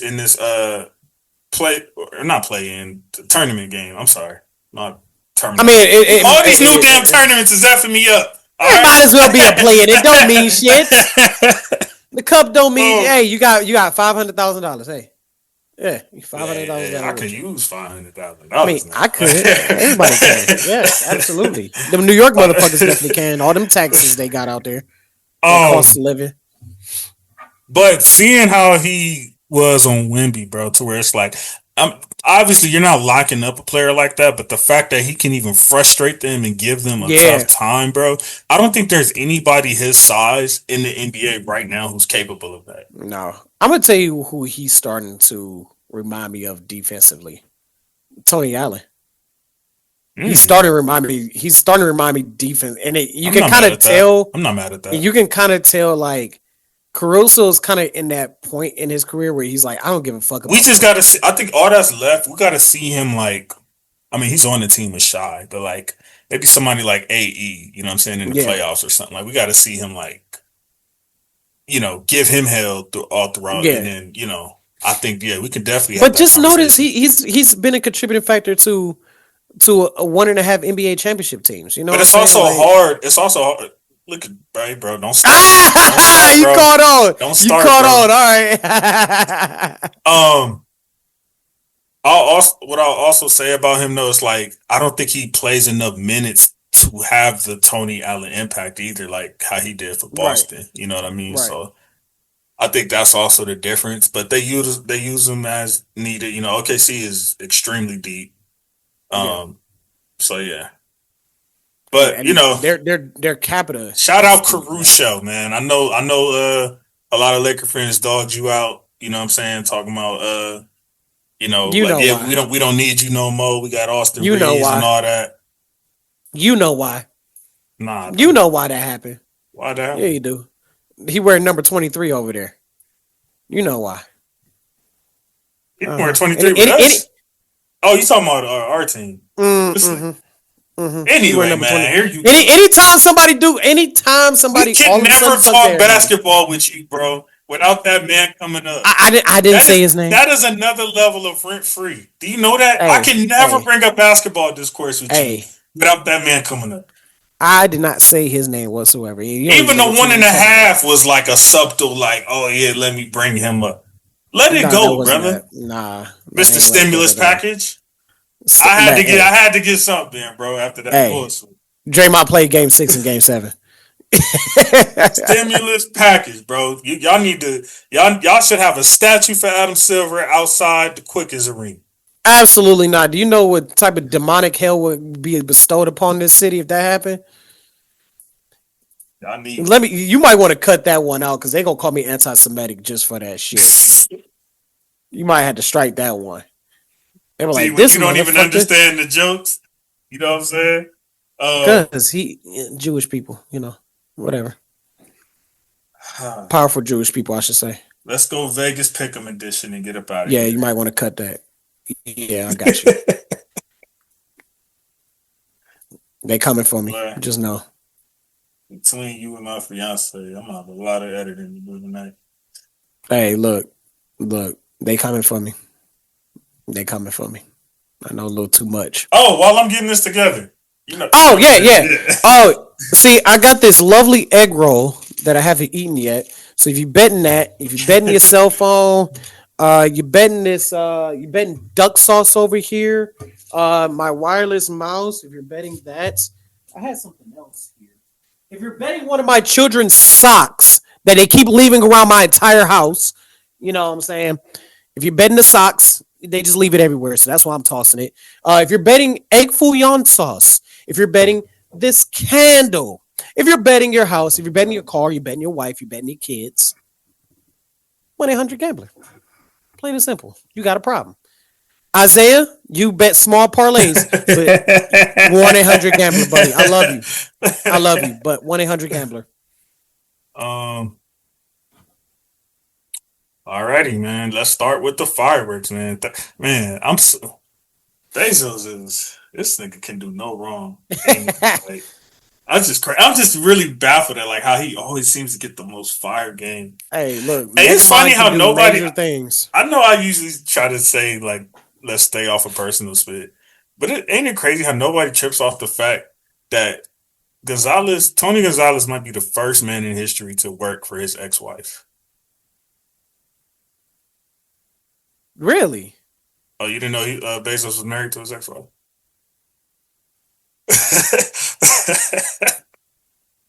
I did not. Man in history.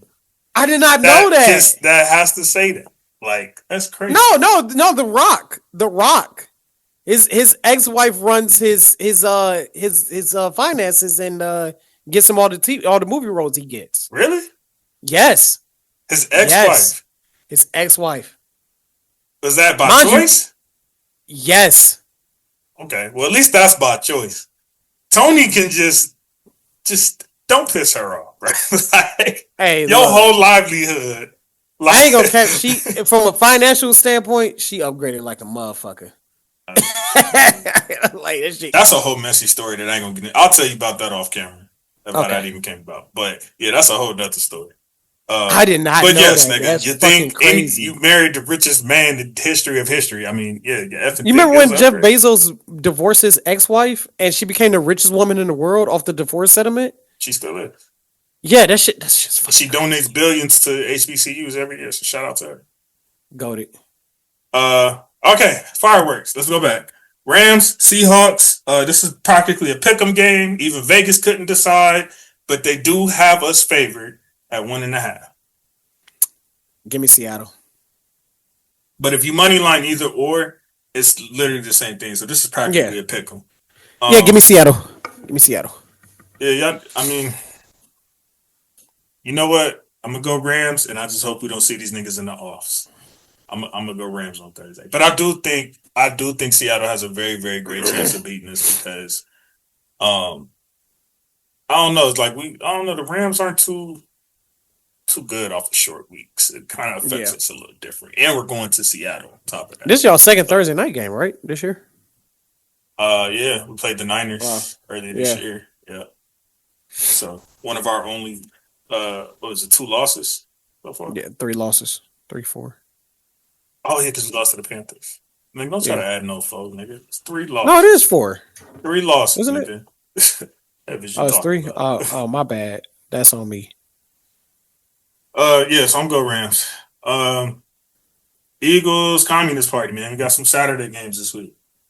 Oh my gosh. Give me the Eagles. Watch Devontae Smith go crazy this week now that I'm out the playoffs already. Yep. Crazy, bro.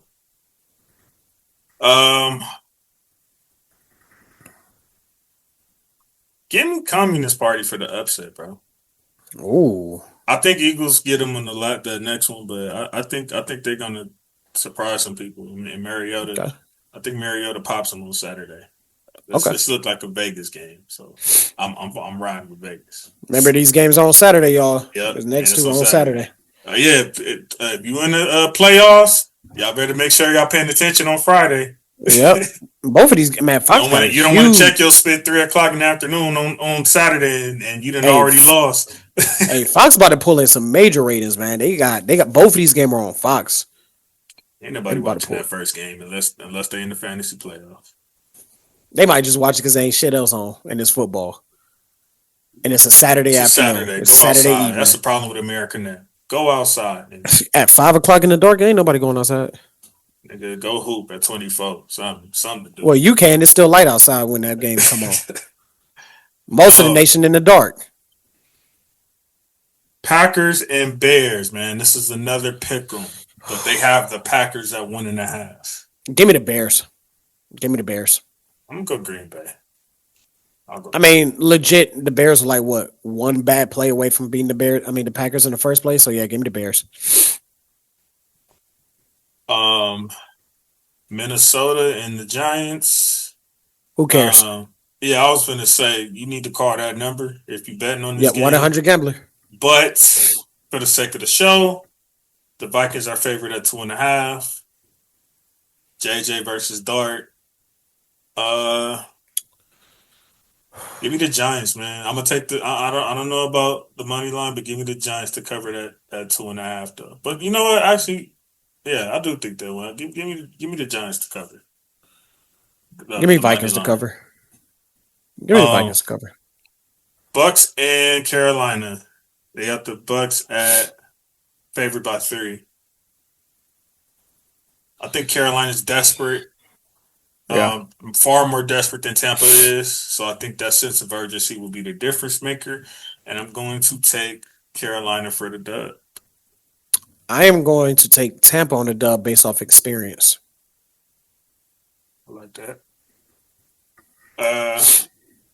Chargers and Cowboys. They got the Cowboys favored at 2.5. I feel like the Chargers is going to take care of that. So I'm going to take I think, plus 2.5 for the Chargers. Yeah, Chargers take care. Chargers take care of that. Yeah, give me Chargers money line. We got the Chiefs and Titans. They still got the Chiefs favorite 3.5. That's how sorry the Titans is. Oh my goodness, Gardner Minshew is going to start. I'm going Chiefs to win, but I think it'll be Butker, whatever that nigga name is, to win the game by 3. So I'm going to take Titans to cover the 3.5. Gardner Minshew is playing. Titans on a confidence high. Cam Ward is getting better. Give me the Titans money line. Okay. Bengals and Dolphins. Another who cares, but anyway. Bengals favorite at 2.5. Thank God this game is not Sunday Night Football anymore. Lord have mercy. Give me the Dolphins to come away with the dub. That game is gonna be so nasty, bro. Oh my god. I ain't gonna lie, it might be a high scoring game. Who knows? Is it in Miami? Oh yeah. Yeah, it's in Miami. Yeah.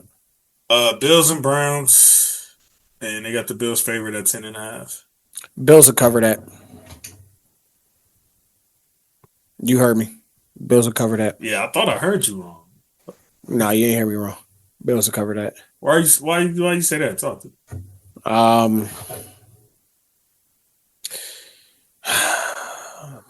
Let's see. Considering the fact that in the last 2 games, the Browns have been outscored 62-32. Wow. The last 2 games.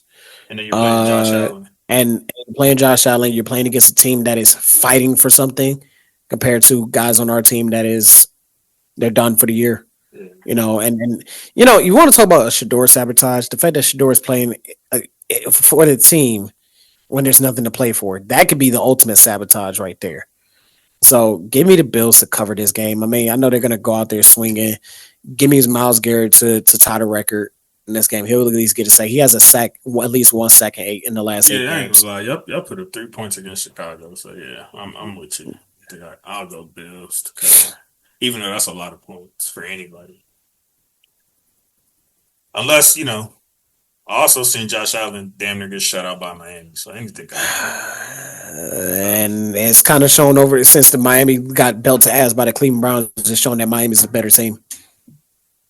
So, yeah, give me the fucking Bills to cover. That's insane. I've given up on this season. Okay, let's be honest here. This is like watching. This is wow. 2 boo-boo teams, 2 boo-boo schemes. That's not even that. This is a big bag of what the fuck. That's what this is. Saints favorite at 4.5. Does that matter? No. With this, I'm surprised they favored that much. We can skip that game. Honestly, we gotta stay professional. We gotta stay professional, bro. Give me the Saints to cover. Nah, that game trash, bro. You bet on that game, you got problems. Yeah, you got problems, bro. If that makes a difference, you're mad at us because we didn't talk about covering and not covering that game. You need to call that number, Tyrell. 1-800-GAMBLER. 1-800-GAMBLER. The Dirty Birds and the Cardinals. Battle of the Birds. Gosh, bro, what the fuck did they do with this week? Yeah, I ain't gonna lie. Some of these Sunday games is nasty. Oh my gosh! I'm glad I ain't got to pay attention to half of them. My team played Thursday, so. Oh my god! This is why this Sunday is literally just for people in fantasy. Do you see the apathy? Do you see the apathy just setting in as we talk about these games with me? Like it's just draining the life source out of me. Give me the fucking Cardinals in this. I can't believe I'm saying that. Give me the what are the Cardinals favored by? No, Or is it Falcons like are favorite. 2.5. Give me the Cardinals to cover, but Atlanta still wins. I'm gonna go Dirty Birds to cover. Jags and the Donkeys. Oh my. Okay, about time. Let's fucking go. About fucking time. This is a major game right here. Seeding on the line. The whole 9 yards. This game should have been Sunday night, not New England and fucking Baltimore. Oh my gosh. Jacksonville, according to score bet, is 3.5 underdogs.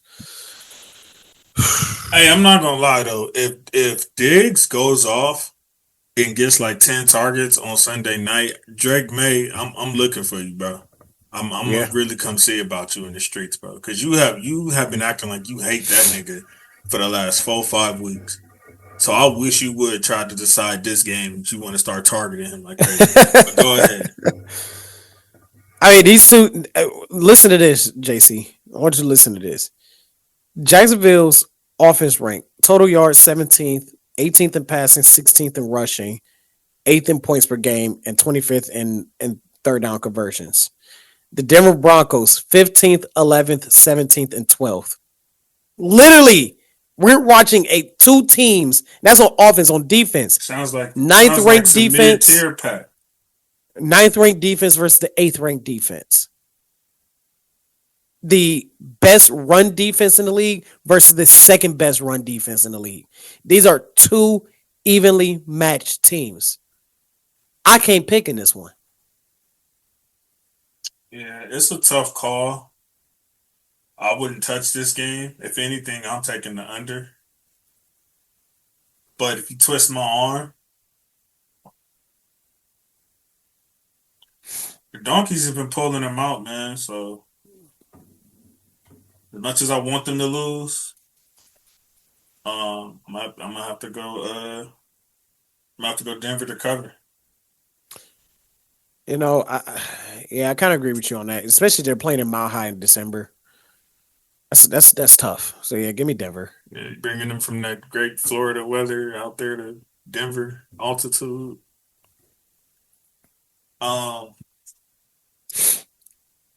Steelers and Detroit. Detroit is favored at 6.5. What? Yeah. Pittsburgh to cover. Matter of fact, Pittsburgh might win that game just because they gonna see that and be disrespected and feel disrespected. But give me Pittsburgh to cover, Detroit to win it. Yeah, same. I think Steelers cover, but Detroit wins the game. Lord have mercy. Oh my God. Raiders and Texas. Do you want everybody taking belts out? Everybody taking belts out. Nah, that's a lot of points, bro. I got Raiders. Everybody taking belts out. Yes, the Texans are gonna cover that. You kidding me? They just blew the fucking Cardinals out by 20. And the Cardinals is a slightly better team than Las Vegas. Yes. Give me Houston to cover that shit. Well, yes. I don't know. Maybe because of Kenny Pickett, they said. I don't know. Yes. Even if Gino was to play. Right. Yes. But that's a lot of points, bro. Do you see the spread? Care. Yes, I just saw the spread. Give me the points. Give me the points. Matter of fact, it's 14.5, by the way. You know how I compare it to Big Mac meals? I put 2 Big Mac meals on that shit. Yes. Yes. I'll put 20 on that shit. Give me Houston to cover that shit. Raiders, you fucking suck. But shout out to Raider Raccoon. Make sure you go check out Raider Raccoon.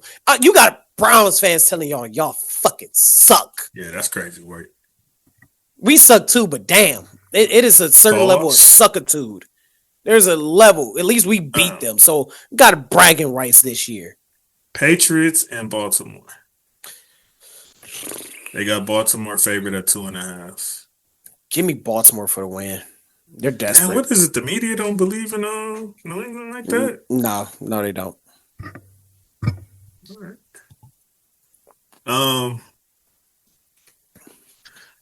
Yeah, I'm with you. I think Baltimore's in desperation mode. I think even if they went out, they still not guaranteed. Right. So yeah, I think Baltimore, they have to play with a certain desperation. If not, then we need to have another conversation about Lamar. Yeah. So yeah, I'm with you. And last but not least, we got the Niners and the Boomerangs. San Jose 49ers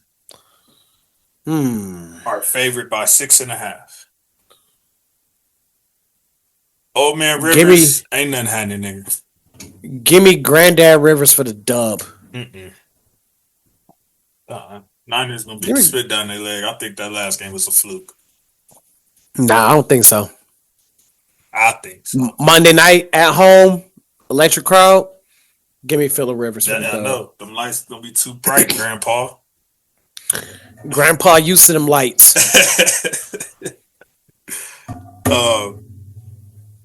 That'll do it, man. This was a great episode, bro. I think this is my first 2-man episode since episode 4.